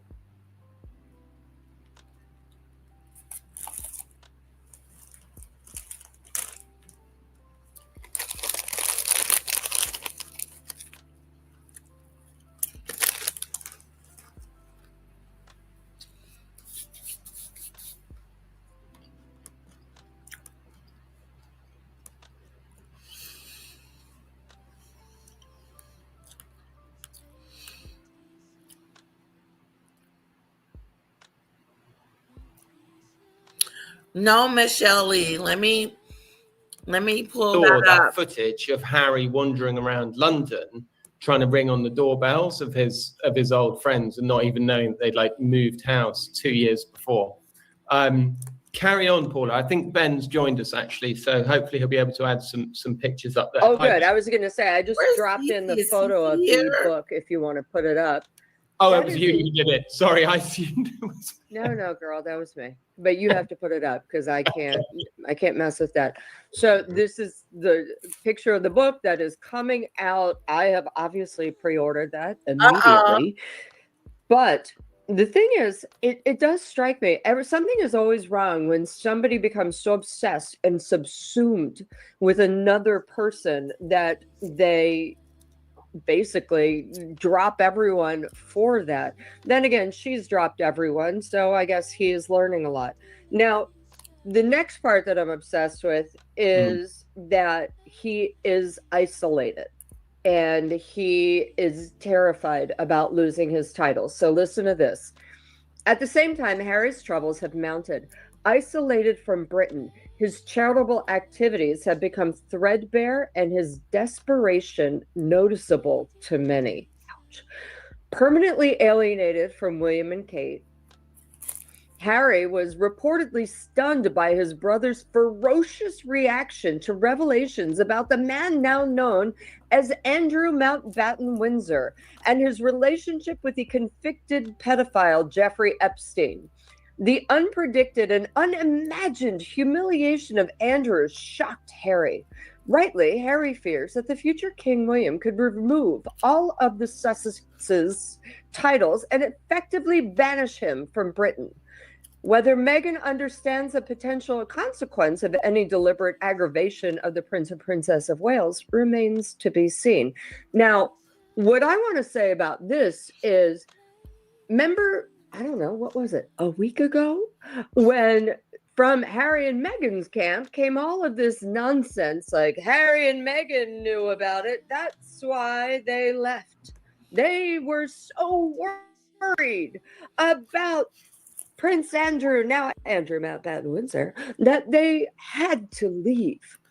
And they had to leave and flee to the States. And that was the kind of line being shilled by them. I think Tom Bower pretty much put the bullshit to that one. What do you think? Yeah, so what I found really interesting about this was that what I heard was that when the first statement came out, so just to cast your mind back to October, right, when King Charles issued basically two statements 2 weeks apart. And the first statement, well, it was actually technically issued by Andrew, but it was issued on Buckingham Palace headed notepaper, and it was issued via the Buckingham Palace network, you know, of their media relationships. And the first statement said, hello, I'm Prince Andrew, and I'm too honourable. So I'm going to give up my titles voluntarily because I'm such a nice chap. I don't want to distract from anything. And I was told that this actually hugely encouraged the Sussexes because it made them think that the titles were completely unremovable unless you agreed to give them up. Do you see what I mean? So initially, what I was told was that their response was one of great joy and rejoicing because Andrew has undoubtedly done, empirically much worse things than they have done, allegedly, sex trafficking, et cetera, et cetera. It's interesting. It's not how it's seen within the royal family, where they prize loyalty above all else.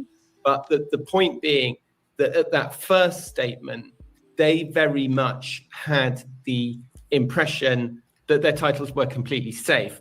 And then when the second statement came out 2 weeks later, when everybody was so outraged at Charles's pathetic initial attempt at disciplining Andrew, when the second statement came out, and it was just like, I'm issuing new letters patent. And the best way to think of letters patent is it's a bit like an executive presidential order. When the second statement came out saying we are taking the prince off him, that apparently did send them into a massive tailspin because Meghan is actually a princess. She is actually Princess Henry, and he is Prince Henry, obviously Prince Harry. But the children, they've been very, very emphatic about using the Prince and Princess title for Archie and Lilibet. Now, the truth is that they are entitled to call those kids Prince and Princess because they are the grandson of a monarch. But one imagines that when King George V laid down those rules 100 years ago, he wasn't intending that somebody who lived in a republic had a massive falling out with their parent would continue to be called a prince. So I think this is a really fascinating line from this new Tom Bower book, Betrayal. And sorry, just to be clear, I said earlier it was an update of the paperback. It's not. It's a brand new book, Betrayal. And I would say, if you've read Tom Bower's work before, you'll know that it's going to be packed full of sensational revelations. Carry on, Paula. What's the next bit that caught your eye? All right. Now we're getting into the Invictus games, Tom. All right, let's go back to a 2-screen, Tom, if you don't mind. Okay. We get into the Invictus games with Bower basically saying they should be called the Meghan games. No, 2-screen. I don't want just me on. It makes me feel self-conscious. Okay, so here we go. Meghan needed a global stage for genuine admiration and cheering fans. To her good fortune, Harry agreed that she could star at the Invictus Games, which he was about to open in Canada. Just before flying up to Vancouver in a private jet, she alerted her Instagram followers. Uh-oh. Now, note the private jet. Here we go. Meghan insists on being called ma'am, and Harry should be called sir, replied Nick Booth, the chief executive of the Games. Booth had been parachuted into the post after the dismissal of 2 Canadian executives. Both had resented the pushy Sussexes, not least their exorbitant expenses for security, accommodation, and a private jet. Unlike Harry's own financial contributions to the Sentabali charity, his lifestyle expenses for Invictus were financed by government and corporate funding of the Games. So Canadian tax dollars basically went to ferry those 2 up to their Games. It's insane. He goes on, in the opinion of the departed Invictus Canadian executives, Meghan was a distraction from the injured veterans. She's bling, not rehabilitation, protested the men. Wow. It also goes on how the opening was this big Katy Perry concert, right? And in the crowd, it was all Katy Perry fans. Not anyone gave a bling about Games, Invictus Games, Wounded Warriors, veterans, nothing. And then Harry and Meghan arrive. They had arrived at the stadium for the opening of the Games, where Katy Perry performed, by car from their hotel's penthouse suite across the street. So they were staying across the street and insisted on a car taking them. Side note here, a friend of mine who had to deal with her when she was in Suits in Canada as well, he was putting on a big photo shoot. And so he set up the Suits cast at a hotel right by the shoot. And Meghan was the only one that insisted on a car taking her from the hotel to the shoot 4 doors down. So familiar behavior. Here we go. Going back to the book, guys. Uno momento. So they insisted hotel's penthouse suite across the street. And then they were transferred to an electric golf cart. Filmed by an Archwell cameraman, they were driven through an underground passage lined with hundreds of veterans and volunteers cheering, Harry, Harry. The video of the orchestrated welcome was posted on Meghan's Instagram feed. Unexpectedly, more videos about the Sussexes in Vancouver were filtered through to her curated Instagram account. In one video, Meghan thanked the Indigenous peoples for their hospitality on their sacred land. In another, the Sussexes met a group of children. Other videos revealed her outfits: Hermes, Ralph Lauren, Altazura. Hi, Pickles. Those were the prelude to the Sussexes' sudden appearance opposite the media box in the stadium. The Meghan Games had been launched. It's amazing. The thing, I don't know if you remember when Harry lost his court case against the British government. Yeah. And he gave this sort of very emotional, tearful interview yes. to the BBC. And of course, he said, well, of course, I've been spending a lot of time with the native Canadian people, and they've taught me the importance of reconciliation, but you can't have reconciliation without truth. And it was just like, oh my God, are you really comparing your situation to what happened to Native Americans in Canada? It's like, yes, he is. It's so unbelievable. The kind of, and I know, I'm sorry, I apologize. I shouldn't, for any of our Native American viewers, but will know, how outrageous that is. Yeah, right? They should be really pissed off. I mean, the It's raping and pillaging and stealing that took place of the Native Americans has nothing to do with Harry's entitlement and want of a police escort. The security detail. Paid for by others. Literally, I literally felt you felt like screaming at the telly. Harry, you had an argument about using your lip gloss and who was going to wear. I mean, but yeah. And then I don't know if you're going to get to this later, but there's some amazing stuff about Archwell. What do you want to do that bit next? Hold do on. you want to do something else? Hold next? on, we've still got more. This Invictus Games in Canada was such a shambolic effing mess. So across the street from the Sussex's hotel, the competitors in the empty hangars knew that the world to the Sussex's PR machine. The media chose not to reveal the truth that Invictus's 2,000 yellow-shirted volunteers around the deserted convention center outnumbered paying spectators by 20-1.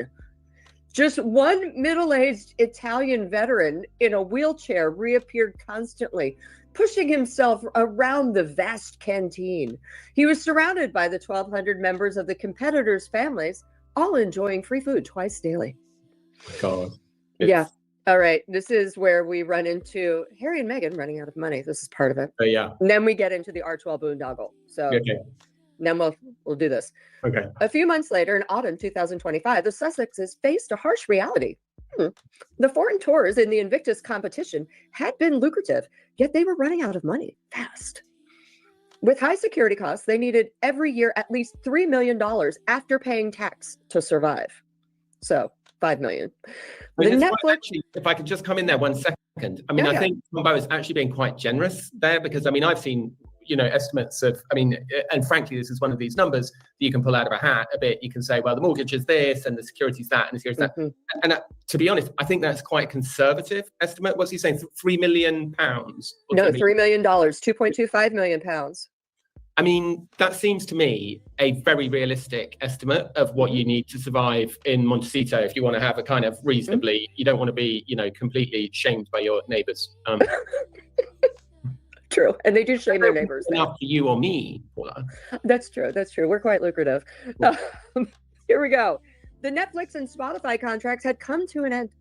Both Sussexes relied on a dribble of money from Harry's occasional speeches and Meghan's endorsements of fashion brands. No further announcement had been issued about the sale of Meghan's As Ever products. Profits were assumed to be dire, yet a leak suggested that Meghan had sold nearly 1 million pots of jam and produced profits of $30 million. Few thought that was credible. That's true. Now, I also want to bring in something real quickly, Tom, because as we're talking, I'm reminded of the shambolic stories that are flying around. Number one, the latest shambolic story that Meghan's being paid $1 million to do this girls' weekend in Australia. No, everyone. No. She is absolutely not. It's absolutely ridiculous. And I mean, I think we won't name any names, but I think that there's some people who just make stuff up, frankly. And that it's complete nonsense. Do you know what I mean? I'm sorry, but the going rate for Meghan is no longer $1 million for a weekend. It's 50,000. Her and Harry's going rate is 50,000. Right. US, which is better than 50,000 Australia because that's around 40,000 US. So, yay. We'll move on. So yes, there's that. They're running out of money. Also, can I just say, I want to say one other thing. I'm really glad that Tombo brings up that jam pots story because that was the craziest. I mean, in a sense, I have to say, look, PR is PR, and hats off to whoever managed to get that narrative out there that she'd sold $30 million pots of jam. It was literally in the Times of London. It was in all these newspapers, and it was, I won't tire everybody with explaining again the kind of mad Reddit story and the kind of accidental million pots of jam and all of that. But the reality is that to sell $30 million worth of jam, I mean, as Tom Bower says, it's not credible. Anyway, carry on. Sorry. That's all right. We are now going on to your favorite, Archwell. Among the Sussex's costly failures, they realized during... That was funny. He got all discombobulated and was like, that's okay, I'm sorry, carry on. Oopsie daisy.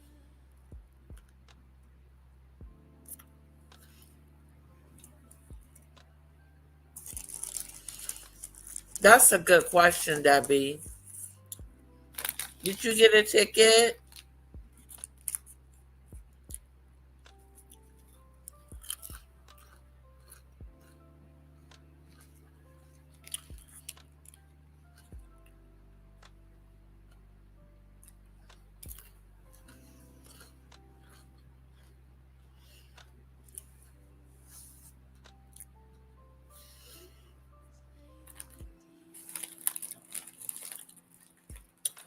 Y'all want to watch it now? Are you talking about in the future, Demon Dictator? When? 2025 was the Archwell Foundation, established by the couple in 2020, having failed to raise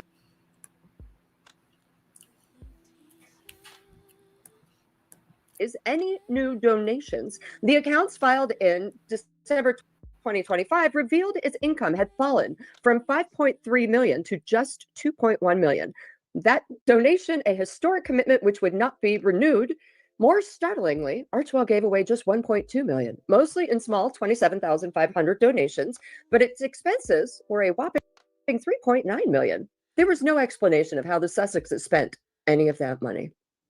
I'd like to also point out that the $27.5 thousand donations, there were two. I broke the story to a lovely charity where the woman is a known anti-Zionist, and her brother was responsible for painting the Hitler Jewish stars all around town in Minneapolis. But the Sussexes seem to have a special place in their heart for that kind of people. Mm-hmm. So go on, Tom. Let's talk about Archwell. Yeah, because by the way, we all know that charity is the best way to money launder reputation and cash. Yeah, well, I think what we definitely saw at the end of last year was there was this very dramatic downsizing across their whole organization. Mm-hmm. So, and it all happened at Christmas, which is, again, fair dues to their PR strategy or whatever, when people can't be bothered to, they're too busy eating their turkey to, yeah, exactly what crypto fam haze. But even despite that, I mean, it was pretty stunning. So on the 26th of December, they announced that Meredith Maines was leaving. Again, this had been highly planned, as I'm sure you know, Paula. Yeah. Well, Meredith Maines quit exactly after the entire Kim Kardashian, Kris Kardashian debacle, which I don't blame her. Yeah, because she was lied to. Because she was told that they checked this thing. They checked this. She was told they checked this box. That's why she put that out. That's why she laddered that message across their networks. Like, she wouldn't have. No one's gonna risk their reputation by putting out a blatant lie that could be disproved in 5 seconds. She obviously thought that it was true that they had ticked this box. So she was at best she was got the wrong end of the stick, shall we say? At worst, she was actively misled. So she quit, and then they got rid of James Holt, who had been with them for many, many years. Well, got rid of because he was still with Jordan, and he'll be with them in Australia. Hi, Annabelle. It's so good to see you. Hey, everybody, say hello to Annabelle. She come to visit. I was stuffing my face, Annabelle. It's so good to see you. We're just talking about his book and what's in the book. And is Dale going to go see Meghan since she's in Australia?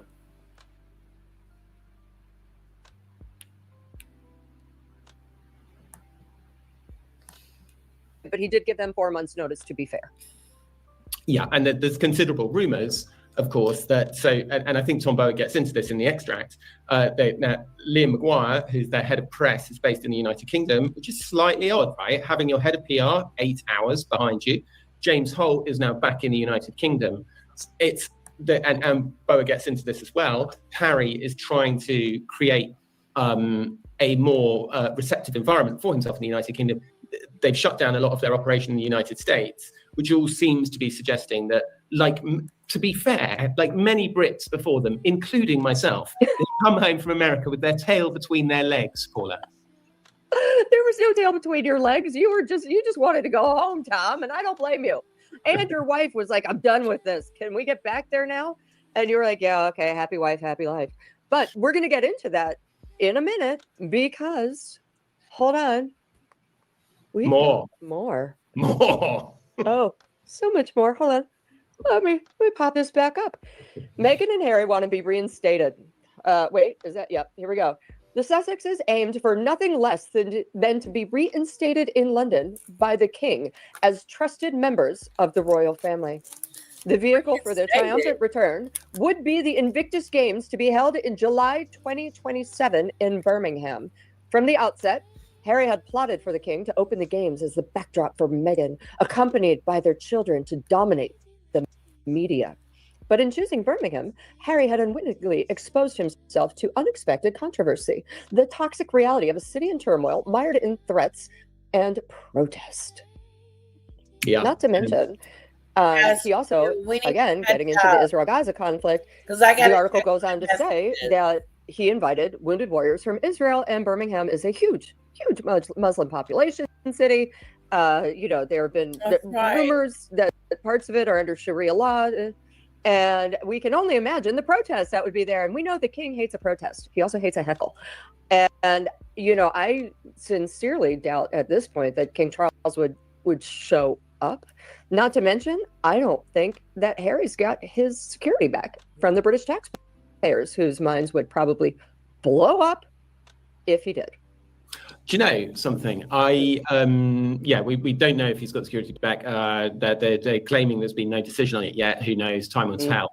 I wouldn't be massively surprised if Charles does end up attending the Invictus game, because Charles' dearest wish is to be reconciled with Harry. And you have to remember that Charles connects with Harry much more than he connects with William. Harry's actually much more like Charles, and William is much more like Queen Elizabeth II, like very sort of steely, very cut off. And of course, Charles always complained that Elizabeth was so sort of emotionally starving to him that, this gave him this miserable childhood. And then, of course, he had to watch all the attention being lavished on Andrew, which is said to be part of the jealousy thing.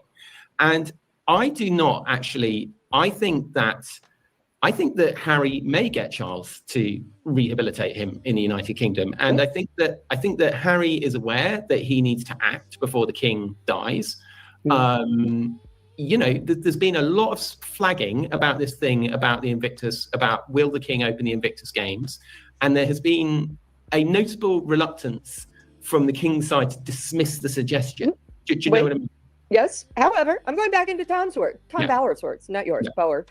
Considering all the damning words and lies spoken and written by the Sussexes against the royal family since 2021, and the enormous debt. Can you see King Charles going to the Invictus Games to support Harry?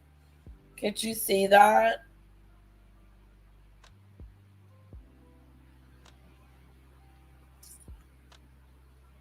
They don't have a relationship.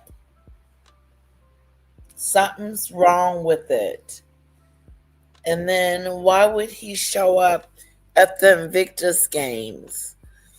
I don't know. You guys tell me. Damage caused by the Sussexes, exploitation of their royal titles, the chance of the king irritating the Prince and Princess of Wales to please the Sussexes in spring 2026, remote. Yes. I mean, this is, you guys, everyone needs to read this, and we all need to buy this book because, oh my God, this is so good. It's so yeah, good. I'm getting a copy. It's insanity. You know what else is insanity, Tom? The Wall Street Journal. We got to get this one up too, because there are two things in the Wall Street Journal article. So the Wall Street Journal did this piece. It came out on Wednesday, and it was huge piece. A lot of it was stuff that we already knew. However, it was one of these classic, not to be rude about American journalism, but sometimes American journalism can be, shall we say, quite dry compared to British journalism. It was one of these classic stories with like it's a really long headline, and trying to be very grand and blah, blah, blah. And actually, and he kept saying things like, "We've spoken to over 754 sources." That real thing of like, we've done our homework. And you're like, right? But it was like inside the rift that could linger for decades. Yeah. Jeez, do you freaking think, dudes? It was nuts. So the final line of this whole story made me kind of gag because it was, hold on, let me get there. It's a long ass story in the Wall Street Journal, guys. So you got to give me a hot second. Here we go. I'm going to read the paragraph. I mean, it's a shocking. It's what we in journalism we call it a kicker, and this is a shocking kicker that Paula is about to read to you. Here we go. I'm starting with the paragraph and then the kicker. For now, the hidebound traditions of royalty loom over their relationship, Harry and William. Harry remains family and fifth in line to the British throne, but when William becomes king, he will be able to wield power over the Sussexes, including the ability to strip them and their children of their titles if they step out of line or, in an extreme circumstance, removing his brother entirely from the line of succession. Here we go. This is the kicker. And if Harry were ever to remarry, he would have to ask the king to consent first. The Wall Street Journal is bringing up divorce. Okay, I'll tell you my theory on this. Okay, and tell me if you agree. So I think if you look at that massive headline, right, they wanted to do, obviously. I think that my thought was, him asking his brother if he can remarry. That's interesting.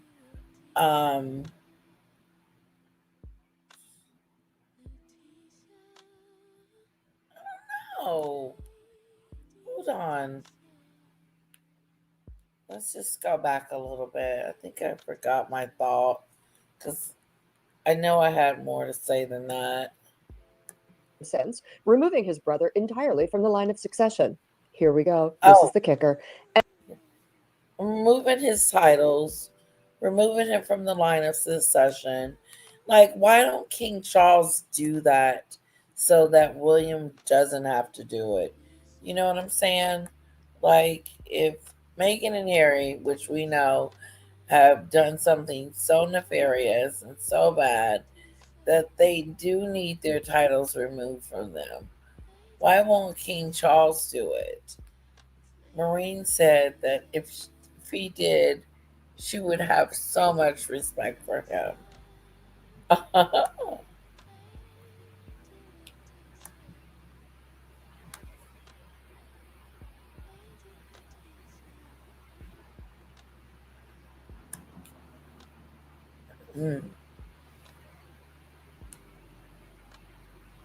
Charles needs to grow a pair of royal bollocks and disown the ginger parasite. Wow. You're a parasite. Jeez. And if Harry were ever to remarry, he would have to ask the king to consent first. Yep. The Wall Street Journal is bringing up divorce. Okay, I'll tell you my theory on this. Okay, and tell me if you agree. So I think if you look at that massive headline, right, they wanted to do obviously a huge story with a massive, revelation in it. And I think they probably got a source who said there's trouble in the relationship and, blah, blah, blah. And then I think at the last moment, somebody probably in the Wall Street Journal was like, we can't do this. We don't, I can see it. I've been in that position of it. We're going back and forth to the lawyers. And then they thought, okay, well, what we can do is we can put this line in because that is true. It's not defamatory, But if you understand the context from which it comes, it's clearly saying there is a problem in the relationship. And you only actually have to look at the photograph, actually, funny enough, that I've used for the thumbnail for this story of Harry in Jordan. Oh boy, yeah. See that it doesn't take a genius to see that they don't look particularly happy, shall we say. If you talk, I'll try and add that. Well, here's the deal.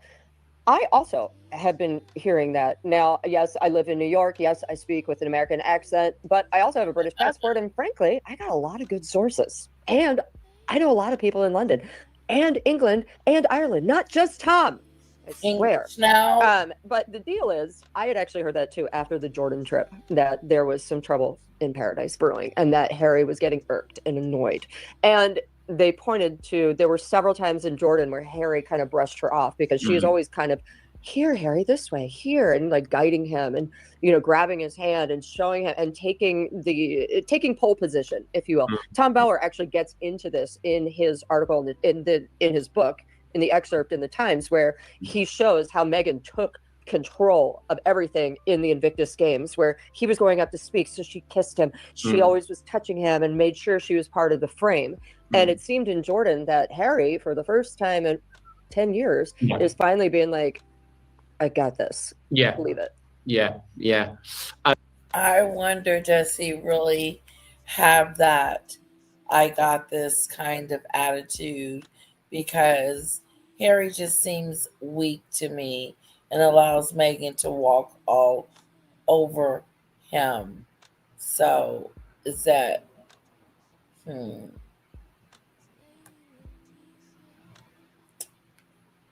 Yeah, let's keep going.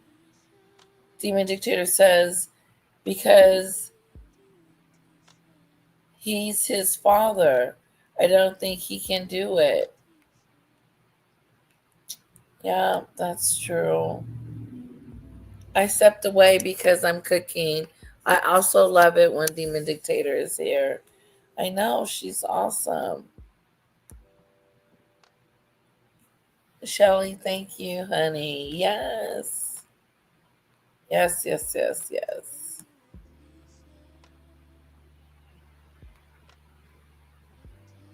Harry is beaten down. He look it like he just, what's next? And I can't do this alone. Here we go. We're at the end of this. It's really interesting. I'm sorry, I don't have the technical ability to upload that picture. I can try to do it. But it's the picture of Harry with the headphones on, and he's kind of sitting like this, just looking, and you can just see. Oh no, I don't have that one. I've got another one of him. But yeah, there's millions of them, and it's really hard to. And I definitely felt that's what the Wall Street Journal. It just felt to me like, having been in there, why would they have talked to 14 sources and made such a big deal of it? That if ultimately all they really have in the story is that he's lonely and isolated and not doing much. Yes. Do you know what I mean? It was a massive. It was like a massive sell at the top of the article. And when you read the article, there was nothing, and then at the end, there's just this super weird, almost like a throwaway line, you can't sue them for that because it is true. Like, and they're not saying he is going to divorce or what have you. But I certainly find it, the other thing that I think is really interesting is that whenever we've seen them in public, right, they're really over the top about how happy they are to be like the smiles. You know what I mean? And obviously it didn't extend to Jordan. But Harry, when he was in court in England, started basically crying on the stage and saying that his wife's life and his life had been made a misery by what they had gone through. And well done, Paula. Brilliant. Nope, wrong picture. Wrong picture. Okay, here we go. Yay!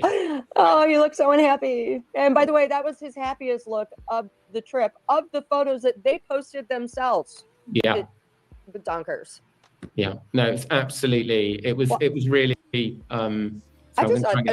I was excited by the Wall Street Journal article because I don't know, 8 months earlier, I broke the news on News Nation that Harry was isolated and lonely, and his only friends were his bodyguards. And so then to have the Wall Street Journal then put it in, I was like, thanks, guys. Of course, Page Six had already picked up my stuff and not credited as well.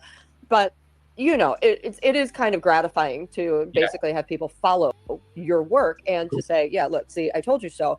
That last line really shocked me, though. I mean, I obviously had heard it. I wasn't going there because I heard it from one source, who, by the way, excellent source. But on that kind of stuff, I'm just not prepared to put that out there yet on one source. And then for the Wall Street Journal, I was like, boom, oh, my source was right.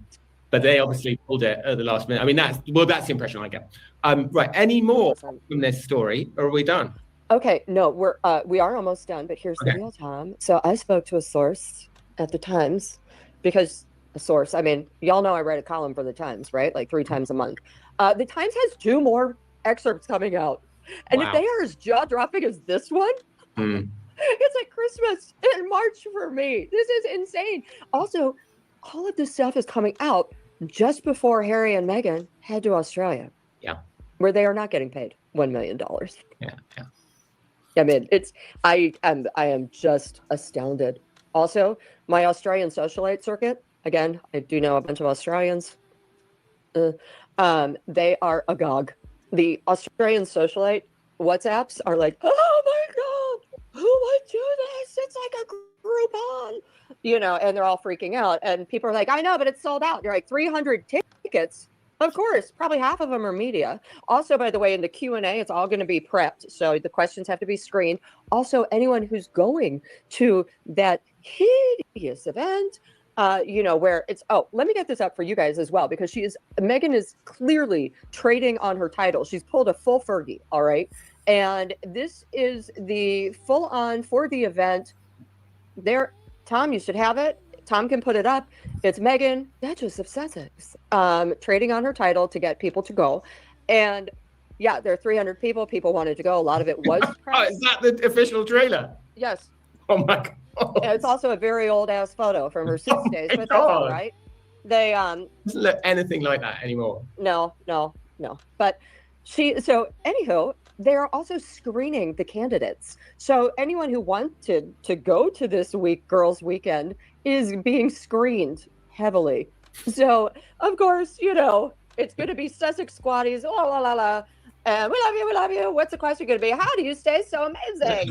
Or another question. What's the secret of your success? How do you deal with the haters?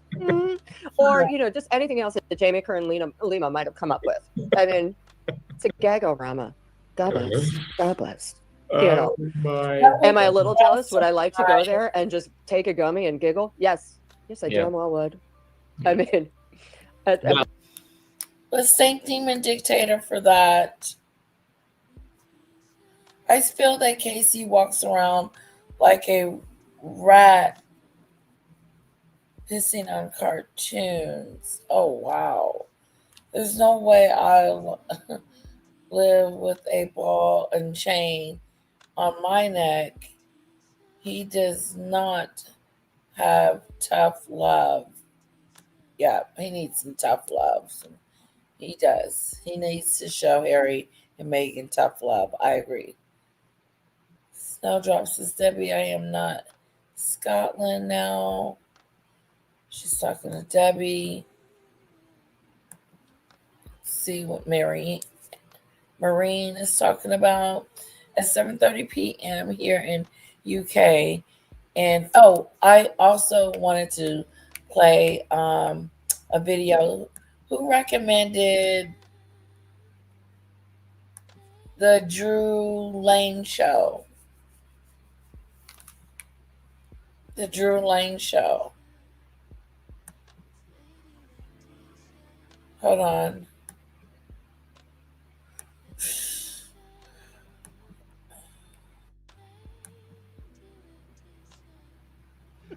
What's the good Meghan Markle news? I'm ready for some. I didn't know she was up to something good. Now that she's split with Netflix, everybody at Netflix is dishing on her. So Variety, I haven't read the full articles, but there's little headlines dripping out here and there. But the big one is Ted Sarandos, you know, the big dog, the CEO of Netflix. Yeah. Basically would not talk to her unless his lawyer was present. Makes sense. The other one was, I believe that if there was something offensive that she didn't like in a call, she would just hang up. She wouldn't say goodbye. She would just leave. That was her way of getting out of it. So she just sounds spoiled and bratty. Duchess Wrinkle Pants. Yeah. Oh God, what an idiot! And she just nobody liked her. She was just a tyrant in meetings. So this is over, isn't it? Did they put out how bad her show did? Were they honest about it? Yes, they are now. Okay. That's coming out now. Yeah, 1317th, and then the one was the holiday special was like 1500th. Really? Yeah. So the special did worse than the regular show. Yes. She wasn't the right voice for the holidays and family. Yeah. She just wasn't the right person since Yes. she hates her husband's family and her family. But she would take a lot of Zoom meetings, and if she didn't like, He's right. She's not about family. Meghan is not about family. She hates, they said,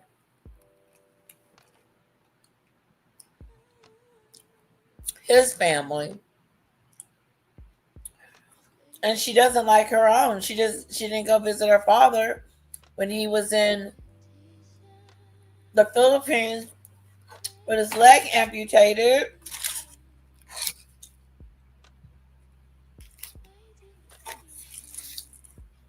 Oh my God, my husband brought me some candy home from one of his co-workers.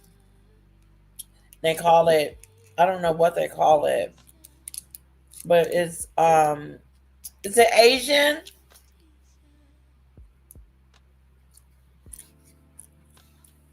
It has something to do with Ramadan. It's good.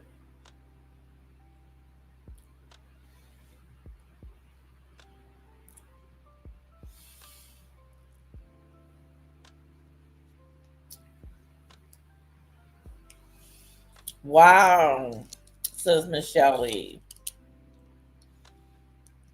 Ladies first and allows it. He's pathetic and does not represent manhood. He doesn't. He is pathetic. He's a traitor too.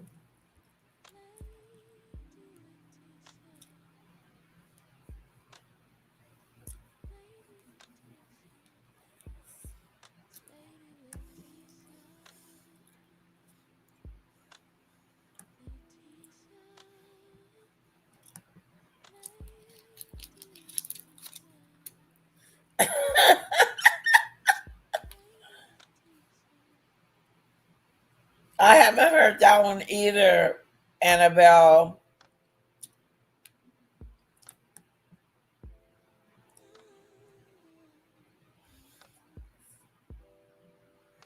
Oh, I missed it.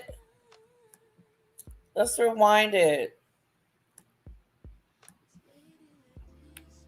What's the good Meghan Markle news? I'm ready for some. I didn't know she was up to something good. now that she's split with Netflix, everybody at Netflix is dishing on her. So Variety, I haven't read the full articles, but there's little headlines dripping out here and there. But the big one is Ted Sarandos, the big dog at the CEO of Netflix. Yeah. Basically would not talk to her unless his lawyer was present. Makes And sense. the other one was, I believe that if there was something offensive that she didn't like in a call, she would just hang up. She wouldn't say goodbye. She would just leave. That was her way of getting out of it. So she just sounds spoiled and bratty. Duchess Wrinkle Pants. Yeah. Oh God. Oh. What an idiot. And she just nobody liked her. She was just a tyrant in meetings. So this is over, isn't it? It's gotta be. Did they put out how bad her show did? Were they honest about it? Yes, they are now. Okay. That's coming out now. Yeah, 1317th, and then the one was the holiday special was like 1500th. Really? Yeah. So the special did worse than the regular show. Yes. She wasn't the right voice for the holidays and family. Yeah. She just wasn't the right person since Yes. she hates her husband's family and her family. But she would take a lot of Zoom meetings, and if she didn't like someone, she would just turn off the camera or disconnect. She also would allegedly talk over or recast Harry's thoughts. Sometimes he'd be in mid holidays and family. Yeah. She just wasn't the right person since Yes. she hates her husband. put out how bad her show did? Were they honest Yeah. about it? Yes, they are now. Okay. That's coming out now. Yeah, 1317th, and then the one was the holiday special was like 1500th. Really? Yeah. So the special did worse than the regular show. Yes. She wasn't the right voice for the holidays and family. Yeah. She just wasn't the right person since Yes. she hates her husband's family and her family. But she would take a lot of Zoom meetings, and if she didn't like someone, she would just turn off the camera or disconnect.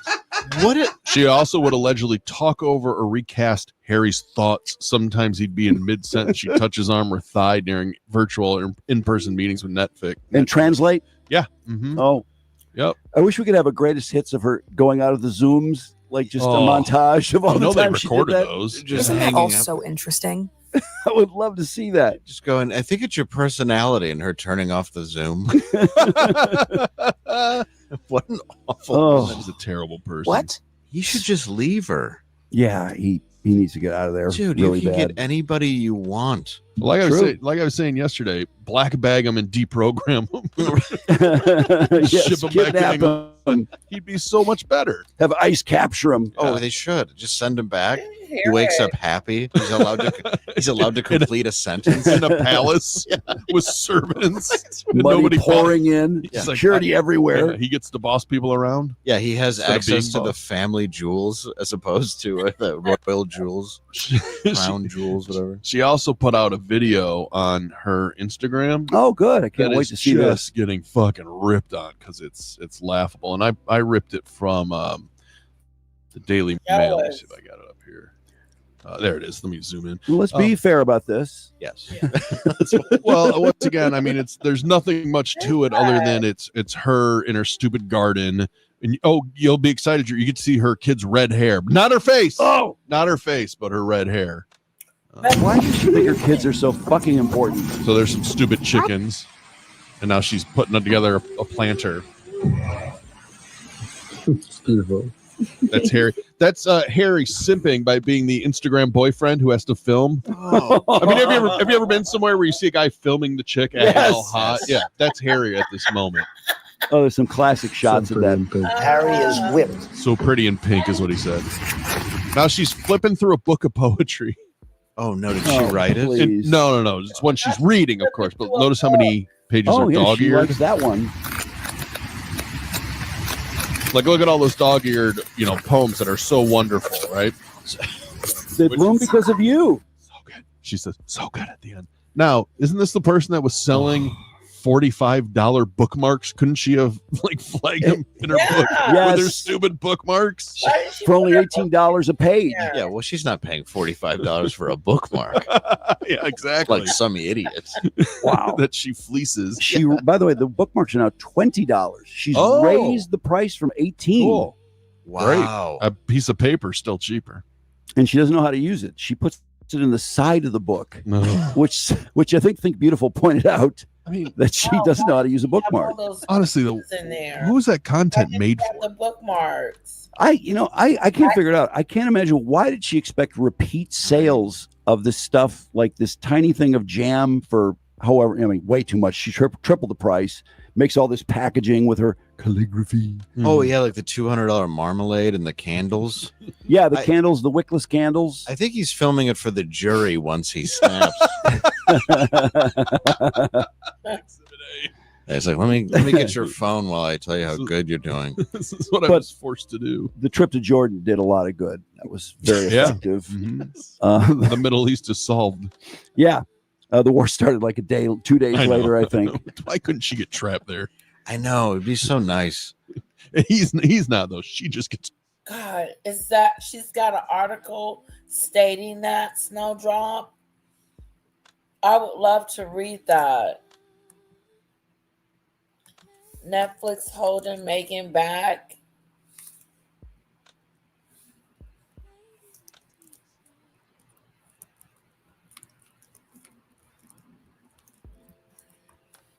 Okay. Meghan Markle.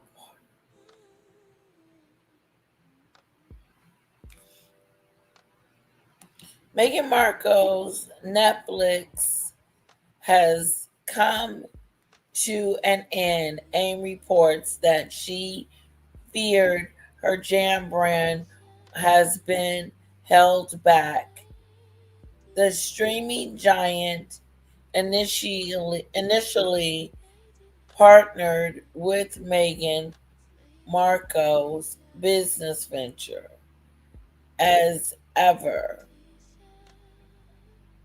When it launched last year with offerings that also included rose wine and flower sprinkles. Wow. Sorry, I got off my spot. However, the Duchess Netflix show with Love Meghan failed to crack the top 1,000 most watched programs on the platform. The second installment of With Love Meghan was the 1,124th most watched show between July and December of 2025, and two other, excuse me, wait a minute.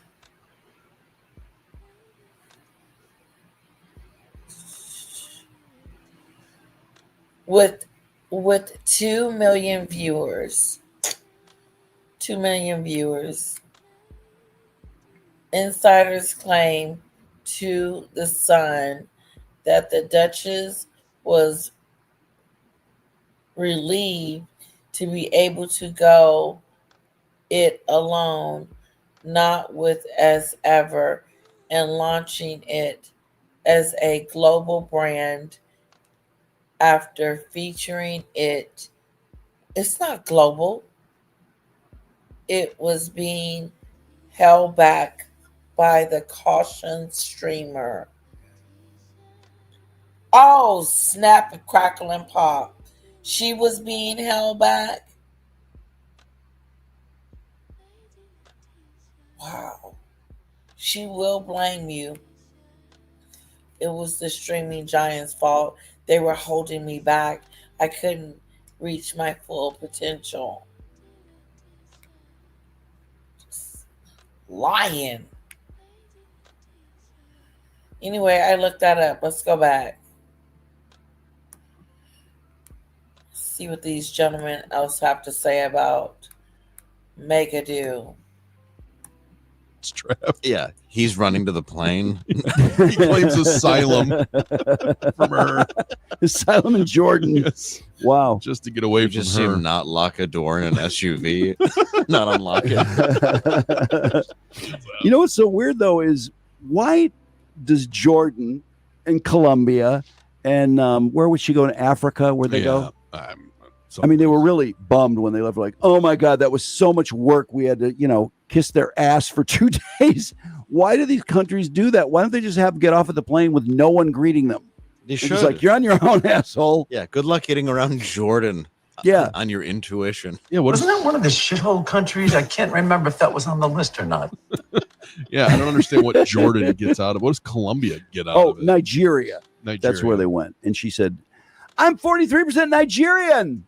She had just done her 23 or 23 or thing. 23 in Yeah. me. I'm 43% Nigerian. I'm just like you. Wow. Just enough to still have ginger babies. Yeah. Don't suggest that she had those babies if we put this up on YouTube because, oh my God, YouTube will go ballistic. They insist she did not bear those children. It doesn't look like she did. It doesn't. I mean, the kids, obviously, at first glance, they appear to be African American. Yeah. Well, actually, no, they don't really at all, do they? Red hair. No. But, she's so African American that there was all this racism in the UK because people just said, wow, who's that black woman he's dating? They didn't know who she was. Yeah. And even though she's completely white, people apparently thought she was black. Yeah, men hate that tan skin and a good-looking woman. They do. Yeah, they were really appalled by her. And then she got to live in a palace. It was really rough on her. Because not many people have asked if I'm okay. That's when I knew.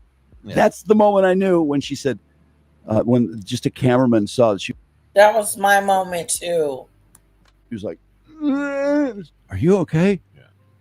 Nobody's really asked if I'm okay. I just didn't want to be alive anymore. Like, really? Because I saw Butler refill your drink 6 times. But okay. She has to be a victim. No, I'm glad they're having another good day. No one asks how I am. Yes, I yes, they know. do. Yeah, you're royalty. People do ask. It's their Harry job. asks every time you're sobbing over the bridesmaids' dresses. He probably asks. Oh, God. Because not many people have asked if I'm okay. Catherine made me cry. I didn't make her cry. I can't believe Oprah sat through that. Went, what? Oh, my God. It's been so hard for you. Yeah. Didn't he go to war for a second or try to? Yeah, he flew choppers. Yeah. Not like a real one. No, he'll tell you every time he gets a chance. But Andrew was in that super intense, that tight Balkans? battle with the Grenada. Oh, Grenada? Andrew, that's right. Yeah, Or was that's it the where Falklands? No, yeah, The that's, Falklands. That's right. Yeah, that was that's where he lost his ability to sweat. I was just going to say, was this before or after the sweat? That's what caused it. Yeah, that's why he couldn't sweat. No, He was- unless you count the pictures where he's sweating. Yeah, there were lots of them too. Tons. They were all over the place. Worst excuse. I can't sweat. I can't sweat.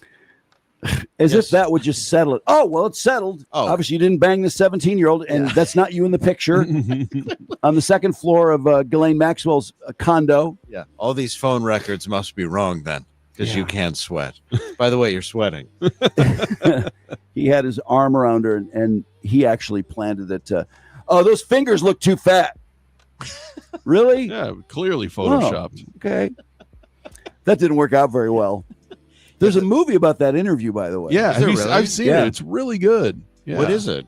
Is it called Scoop? I think, and Jillian Michaels is in. Not Jillian. Frost Michaels, Jillian Andrew. Anderson. It's like a 20-minute interview or something. They made a movie out of it. Yeah, I heard it was really good. And how they landed the interview with Andrew, and they were even surprised that he's going to do it. All right, because everybody told him not to do the interview, and he's like, "Oh, I'm Andrew. I can do this. I got this. Yeah, I got out this. and you know what? He nailed it. He really did crush it. I always love when somebody's like, I have nothing to hide when they have everything to hide. I have nothing to hide but everything. Yes. And Mark, you're right. It is Scoop. It's on Netflix. Yeah, it's really good. Yeah, Jillian Anderson's in it.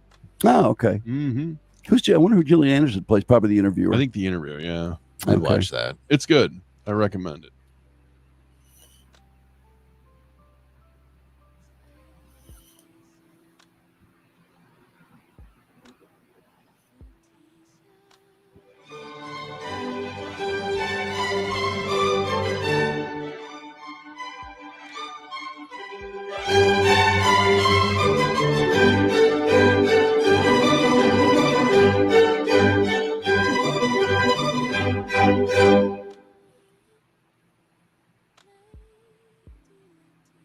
Yes, hello, Royalists. It's Tom and Paula here. Welcome. We are so happy to have you here today. I made a massive miscalculation yesterday and launched my new podcast on St. Patrick's Day, which just goes to show that although I may have moved to Ireland 20 years ago, I'm obviously still not really properly Irish. Unlike our producer, Ben, who was at the St. Patrick's Day parade in Dublin and sent me some rather amusing photos. Can we see them, Ben? I just love that. I love that Ben survived because it's pretty scary out there at St. Patrick's Day parades. I know we had one in New York and lots of hooligans, if you will. Lots of hooliganism. And as you can see, that massive teapot being carried down Dame Street, I think, in Dublin. I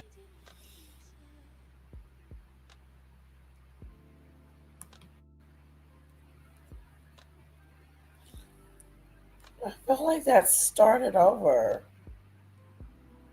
Okay, we're going to move on from that.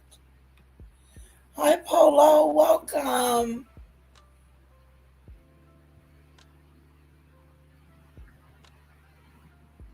Welcome. What happened to the other video?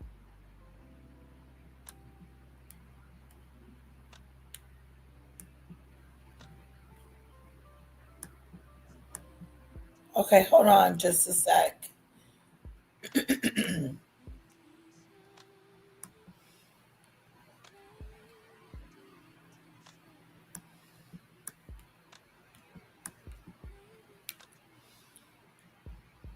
Okay, wait. It's weird to do.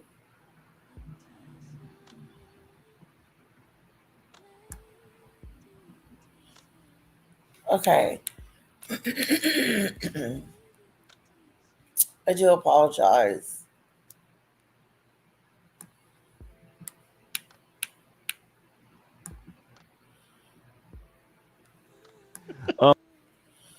That was quick. That was only 9 minutes.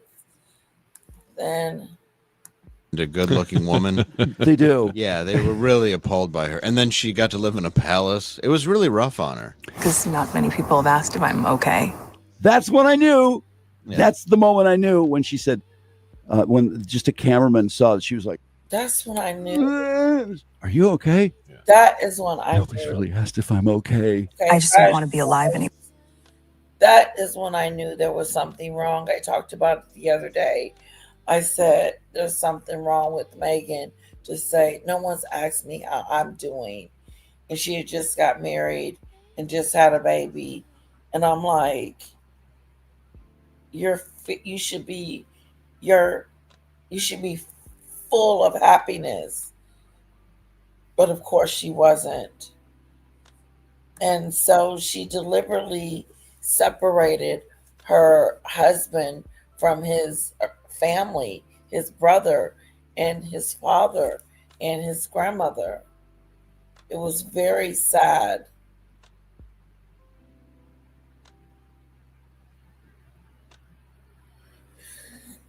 Okay, Demon Dictator. That would be great to see. Well, guys, listen. I've been on here 3 hours. Let's shut it down. And I'll be back, okay? I'll be back with some more Meghan stuff. How about that? Unless you want to wait and see the video that Demon Dictator is going to send me.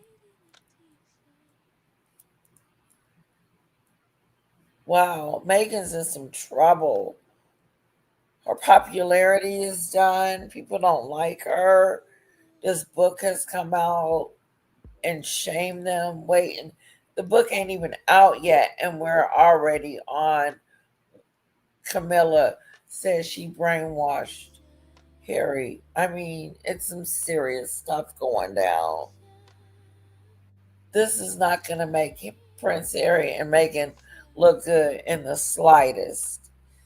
The bad part about it is, ain't nothing they can do about it. They can't sue Tom Bauer.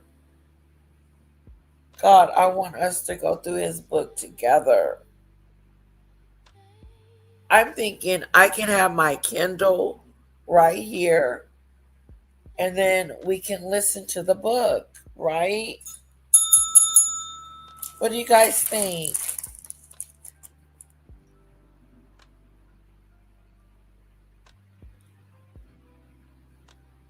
I could have it on my Kindle, and then he could be talking, and then I won't have his face or nothing like that. It'll just be audio.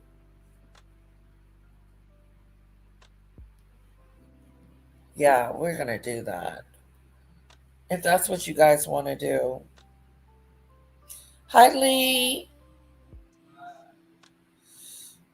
Demon Dictator said,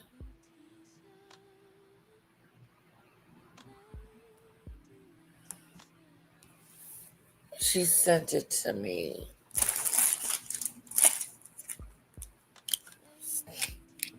Okay, I'm checking a Demon Dictator.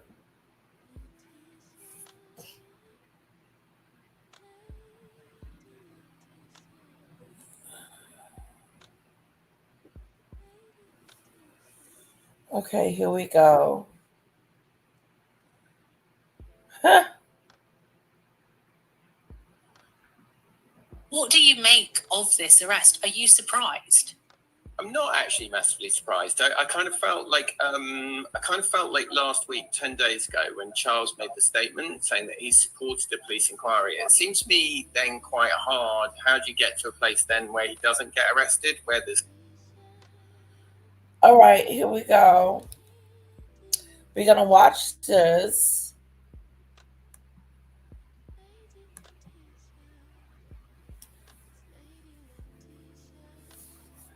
You think I would get a copyright strike if I play it on my phone like this? Like, I'm going to do it like this. Like all this really obvious evidence of him committing crimes all over these emails. So I'm not massively surprised.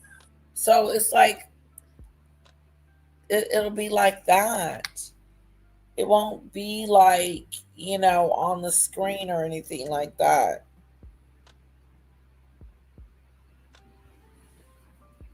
Yeah.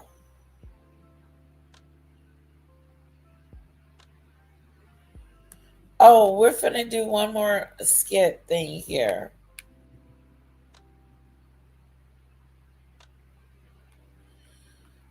Well, hello, Heather from the hood. Hello, hello, hello. It's been so long since we've seen you. It's so good to see you. I don't think he has a choice if I'm playing it on my phone and you guys happen to hear it. You know what I'm saying? Yeah.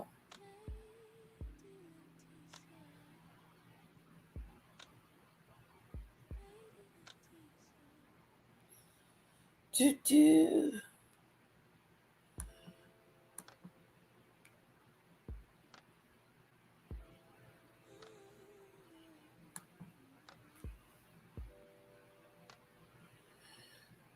You think?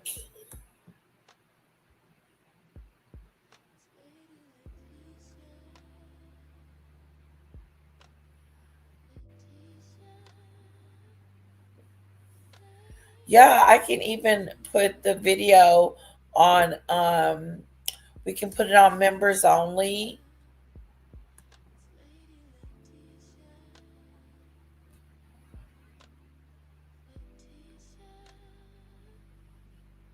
Oh, is that how I should do it?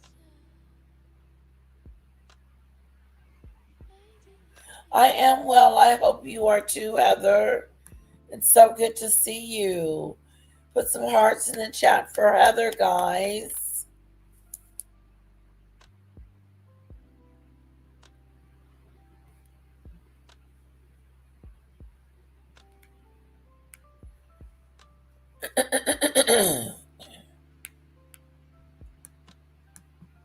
Anymore. Like, really? Because I saw a butler refill your drink 6 times. But okay. She has to be a victim. No, I'm glad they're having another good day. No one asks how I am. Yes, I yes, they know. do. Yeah, you're royalty. People do ask. It's their Harry job. asks, every time you're sobbing over the bridesmaids' dresses, he probably asks. Right. Oh, God. Because not many people have asked if I'm okay. Catherine made me cry. I didn't make her cry. I can't believe Oprah sat through that. Went, what? Oh, my God. It must have been so hard for you. Yeah. Didn't he go to war for a second or try to? Yeah, he flew choppers. Yeah. Not like a real one. No, he'll tell you every time he gets a chance. But Andrew was in that super intense, that tight Balkans? battle with the Grenada. Oh, Grenada? Andrew, that's right. Yeah, Or was that's it the where Falklands? Yeah. yeah, the that's, Falklands. That's right. Yeah, that was that's where he lost his ability to sweat. I Yes. was just going to say, was this before or after the sweat? That's what caused it. Yeah, that's why he couldn't sweat. No, He was- unless you count the pictures where he's sweating. Yeah, there were lots of them too. Tons. They were all over That's the place. the worst excuse. I can't sweat. I can't sweat. As if that would just settle it. Oh, well, it's settled. Oh. Obviously, you didn't bang the 17-year-old, and that's not you in the picture. On the second floor of Ghislaine Maxwell's condo. Yeah. All these phone records must be wrong then, because you can't sweat. By the way, you're sweating. He had his arm around her, and he actually planted it. Oh, those fingers look too fat. Really? Yeah, clearly photoshopped. Oh, okay. That didn't work out very well. Okay. There's a movie about that interview, by the way. Yeah, Is there really? I've seen Yeah. it. It's really good. Yeah. What is it? Is it called Scoop? I think. And Jillian Michaels is it? Not Jillian. Frost Jillian Andrew. Anderson. It's like a 20-minute interview or something. They made a movie out of it. Yeah. Yeah, I heard it was really good. And how they landed the interview with Andrew, and they were even surprised like he's gonna do it. All right. Because Andrew got slaughtered in that interview. Okay. Now, this is a moment where Lauren gets checked by Sky, I believe. Regarding Andrew, I think he should be treated like everybody else. There's still... Hold on a sec.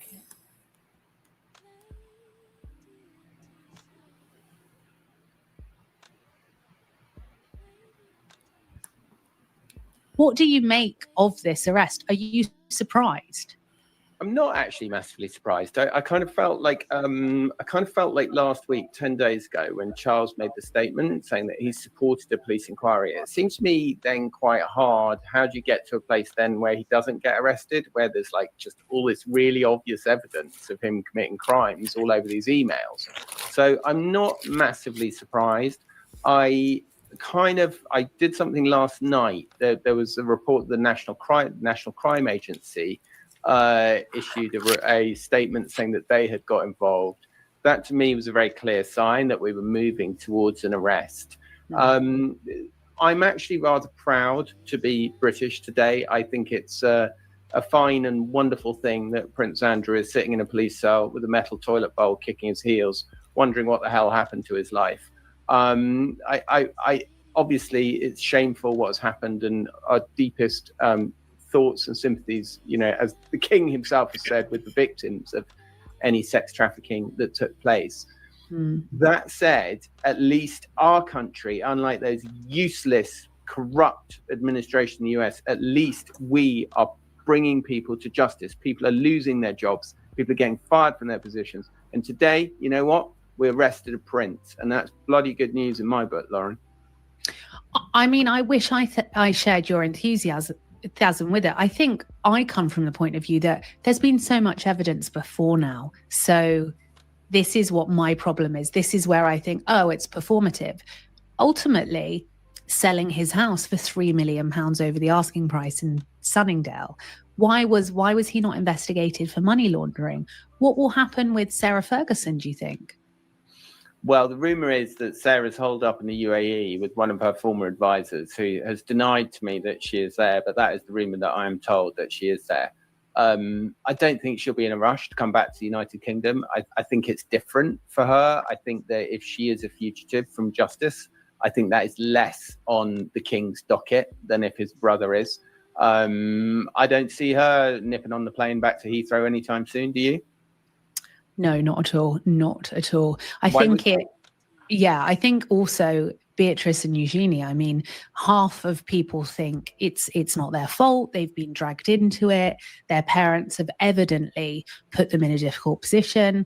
The other half of people think, well, they've accepted money from various people. They have abused their positions and their soft power.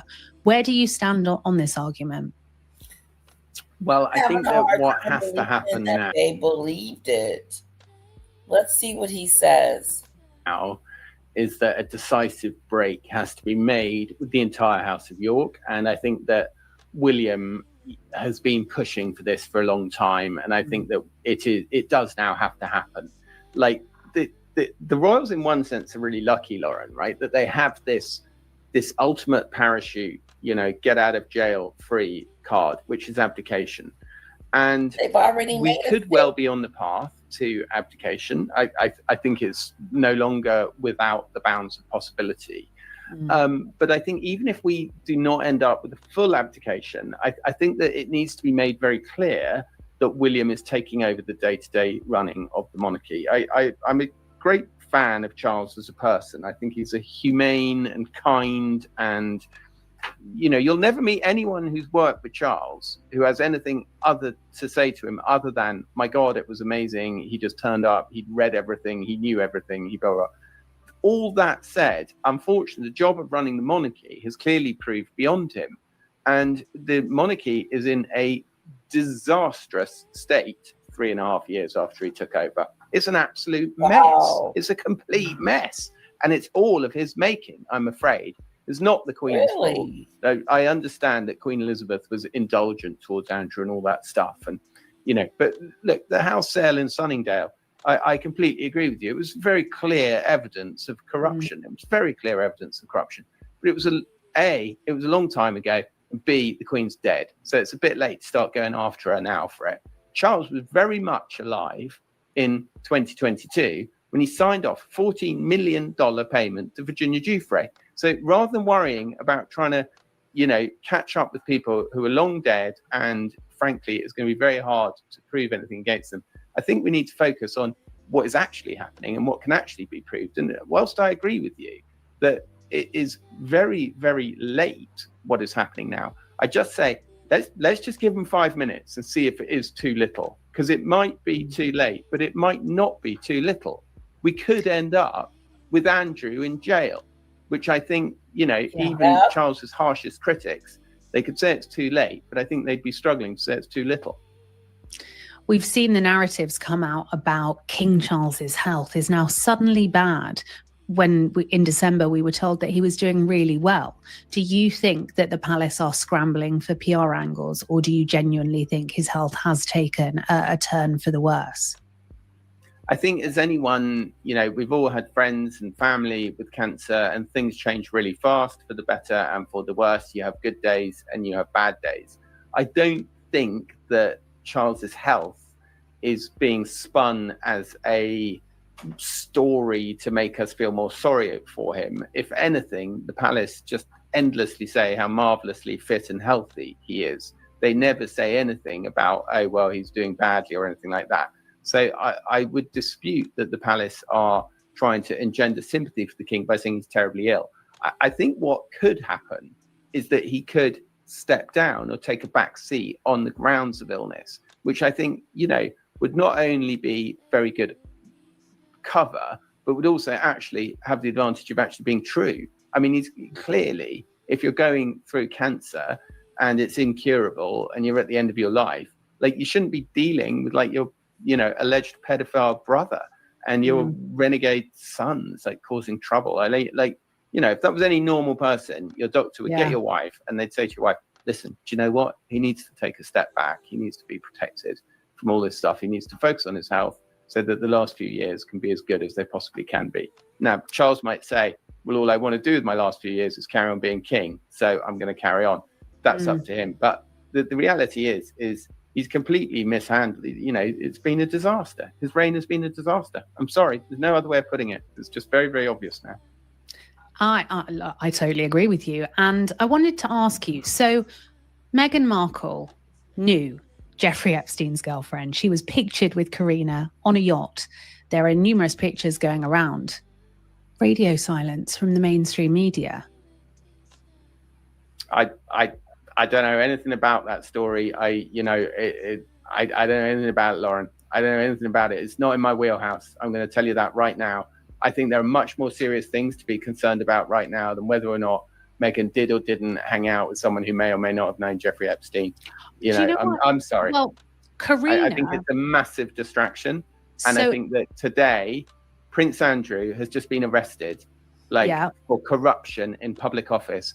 Gordon Brown has submitted a 5-page memo accusing him of trafficking, of being involved in a sex trafficking ring. That's what's going on today. That's so I don't know anything about let me give you some context. As far as I can tell, a lot of these allegations about Meghan Markle, it's very hard to trust photographs and videos these days that appear. They can be modified by AI. They can be this, they can be that, and the other. This is on the record. This is his emails. This is his emails saying, So that's why. David, here's the Iceland bank. Here's the Iceland bank. So in the emails, Meghan Markle is named as someone that someone wanted to call as a witness. But regarding Karina, Epstein's girlfriend, they dated from 2009 to 2019. Karina was a dentist. There are allegations coming out that, and this is from the files, I've seen it, that Karina was pulling children's teeth out. So we're not just talking about, I'm not interested in Meghan Markle wearing a Chanel skirt. I don't care about that. My commitment on my channel is always about justice for the everyday person. So actually, I come at this from the point of how are all of these elites interconnected? Because yes, I absolutely agree with you that today is a monumental day. But the very fact we're saying it's a monumental day shows us how bad the power structure is, right? How much people are like us all. I thought our expectations are low. We're genuinely shocked that Prince Andrew has been arrested. That says a lot about two-tier. Powerful people have always got away with shit. What can I tell you? Yeah. Do you think that King Charles is going to be paying for a lawyer for Andrew? Because it's all one thing saying, you know, we want the law to deal with him, but do we think that Andrew's going to be dealing with what's the lawyer you get for Andrew, free? be very careful. Good news, Gary. I think Charles will be very careful not to be. I think Good News Gary will be Gary Bloxham is this lawyer who famously was Andrew's solicitor for years. It was always called Good News Gary because it was marvelous, sir. It was absolutely wonderful, tip-top performance. Everything's going according to plan.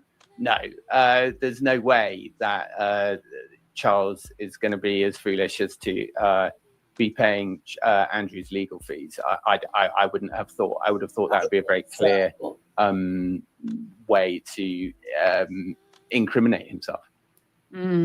It's unbelievable as well with the depth of what's come out within the Epstein files. And Andrew Loney, you know, he's done such incredible work, and he has gone up against the elites and the royals that have smeared his name using the access they have to PRs and everything like that. It made me think we need to go back in time and re-listen to Andrew, because when Andrew said that Andrew would end up behind bars, I just didn't believe it. Do you think there is worse to come? Yeah, I do, because I think that... Yes, I do too. Guys, I don't want to keep you any longer. We've been on here a while. Love you guys. I'll be back this afternoon. How about that? Okay.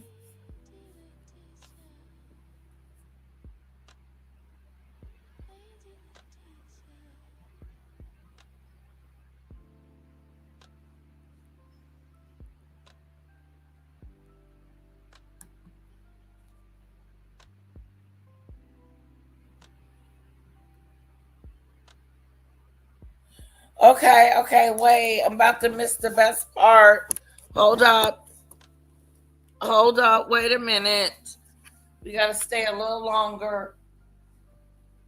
Don't leave yet.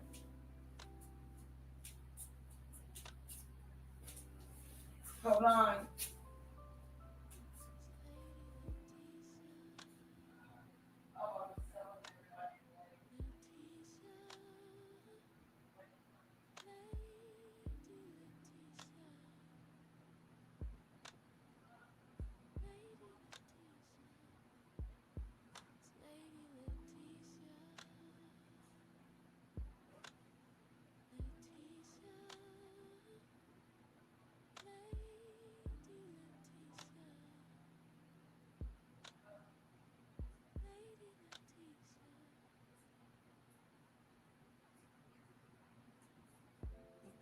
I mean, it's the best part. Don't miss the best part.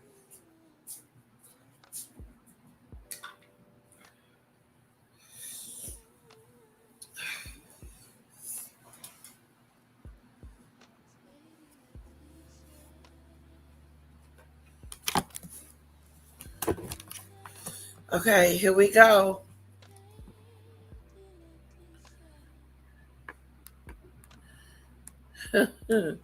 At the moment, what we've seen so far, right, has been unearthed by journalists, okay, who are employed by newspapers and are being paid to go through this stuff. So they're only being paid as long as it turns up a story that generates traffic or clicks or whatever you want to call it, right, or engagement of some form or the other.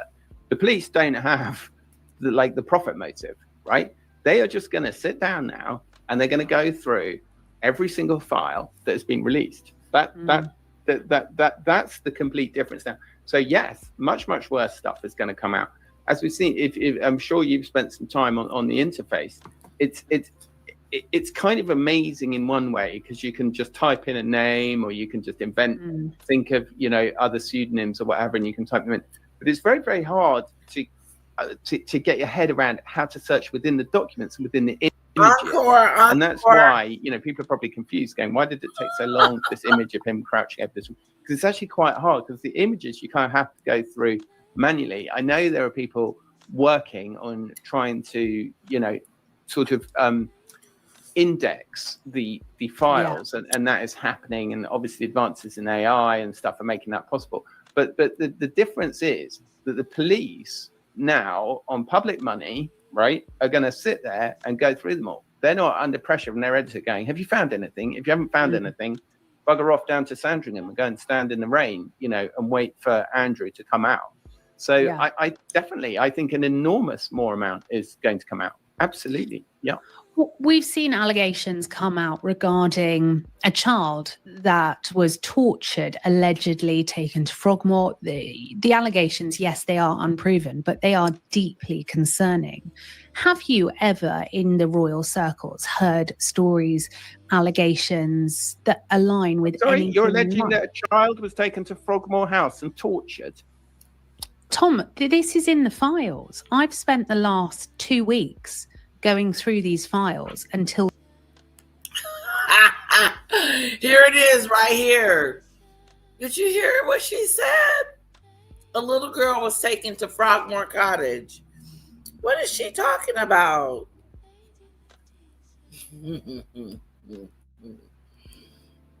Uh-oh. Here we go. 2 a.m. every night. I'm glad you've done your homework. I mean, sorry. I mean, no. I take this really seriously, right? Because if I'm talking about, I think that's a very serious allegation that you're making. You're saying that in the Epstein files, there is an account of a child being tortured at Frogmore House. No. Right. The allegations are from a child that was the Surrey police lost the evidence. Have you not seen this? Yeah, I broke it a week or two ago. The Express finally broke it last night. So there have been allegations come out within these files that are, yes, they are unproven, but Surrey police couldn't find any evidence. So it just looks like a cover up. But there are these stories in the files. Have you really not seen them? No, I haven't seen them. Okay, so 100%. There are plenty of unfounded allegations in these files. As I said, there are 3 million documents. There are 3 million documents in these files. So it's all very well to pick up. There is enough stuff in there without, frankly, these wild allegations that undermine the credibility of the whole thing. But if you're seriously alleging that Tom, I'm going to get it now. Hold the line, because I would never talk about something that the only things I have put on my YouTube or my ex are only things where I have personally taken it off of the files, because I understand that there is so much misinformation. So I just wouldn't, that's why I've well, get it. Gone through it. Right. Hang on. I need to check this is the right one.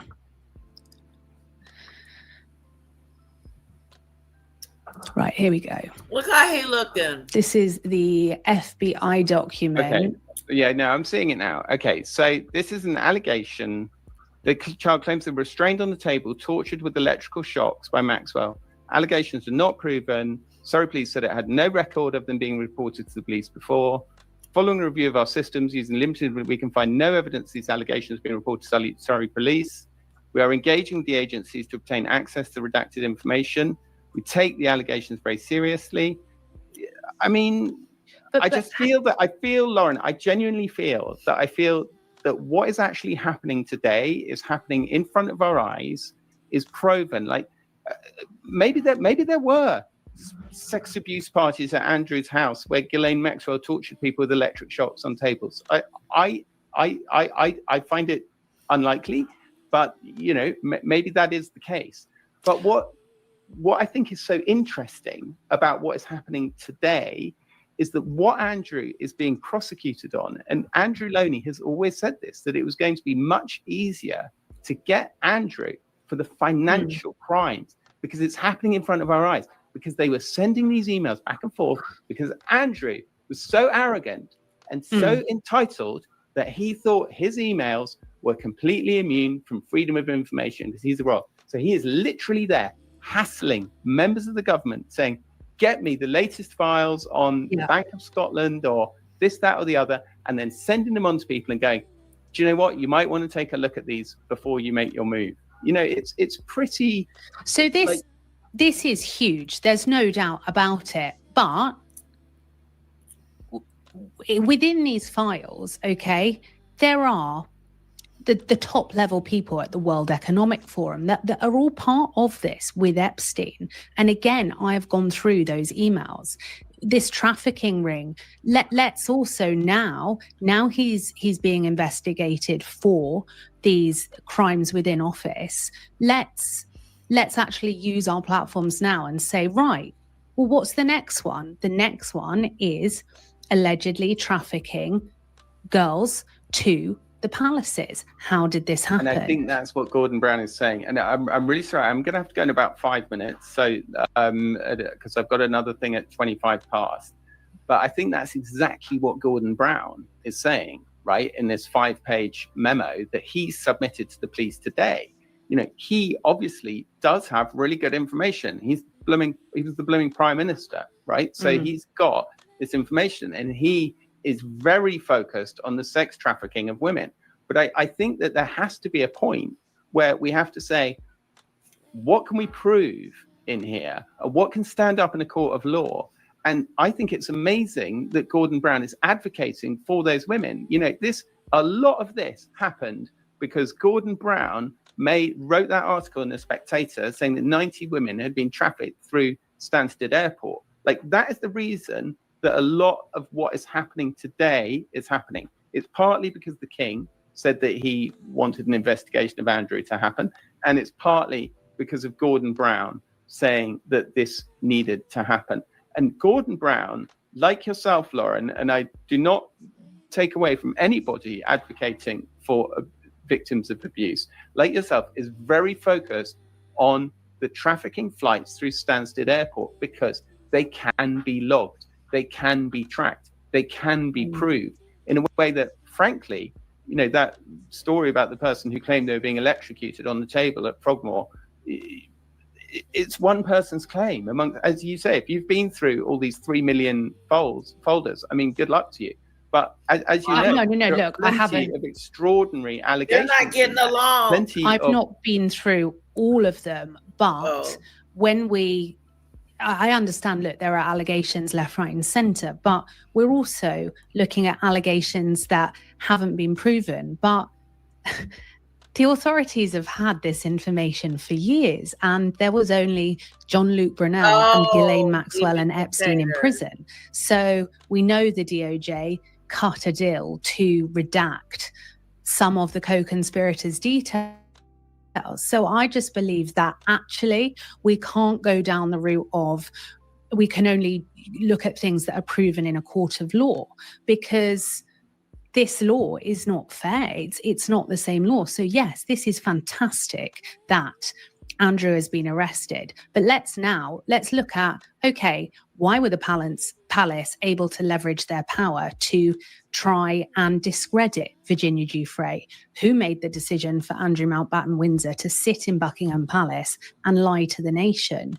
Who paid for the settlement for Virginia Giuffre? Who has used their position? Is a very, very valid question. And we know who paid for it. Charles paid for it. Because Charles was running the monarchy.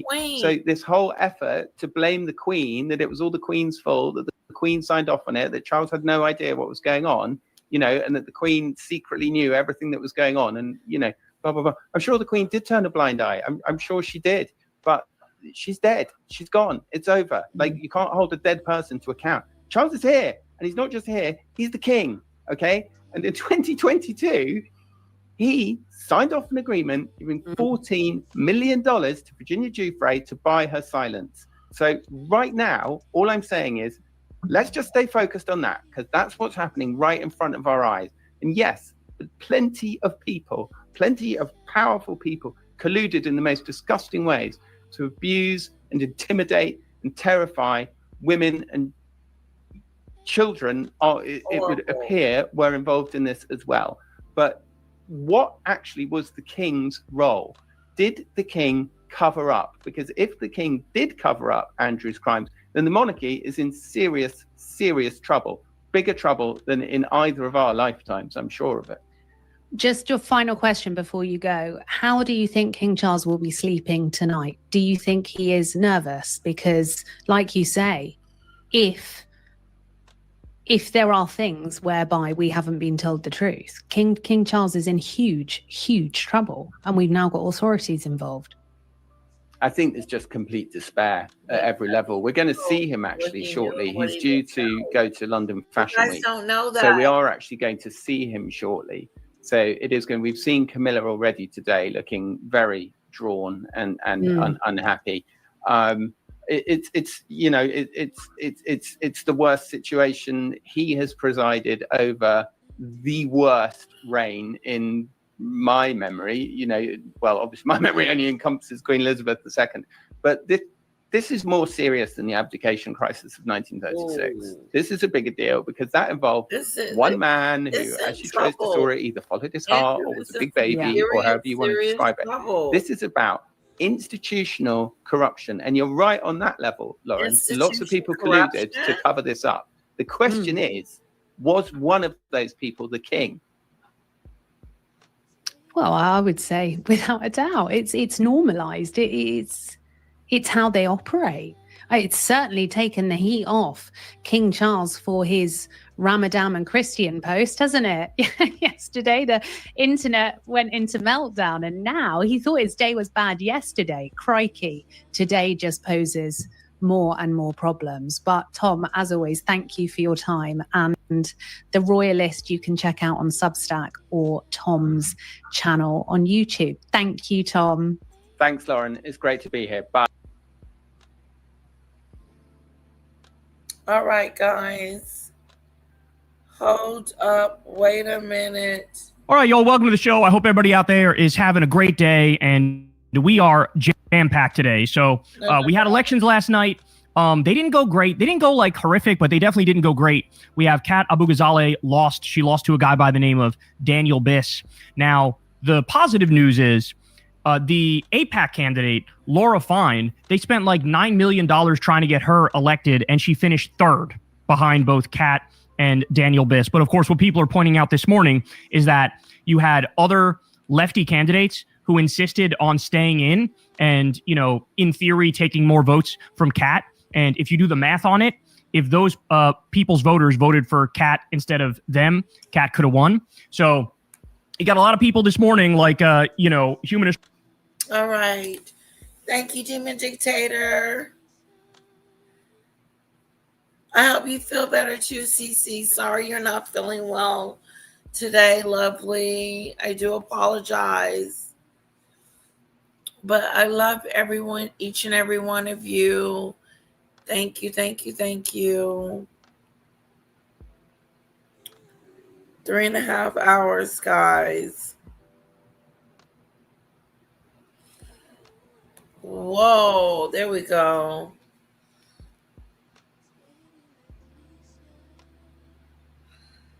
Yes, yes, yes. Today,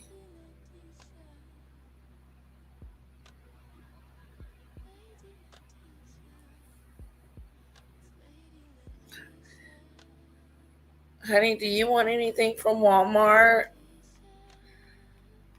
I got me some candy.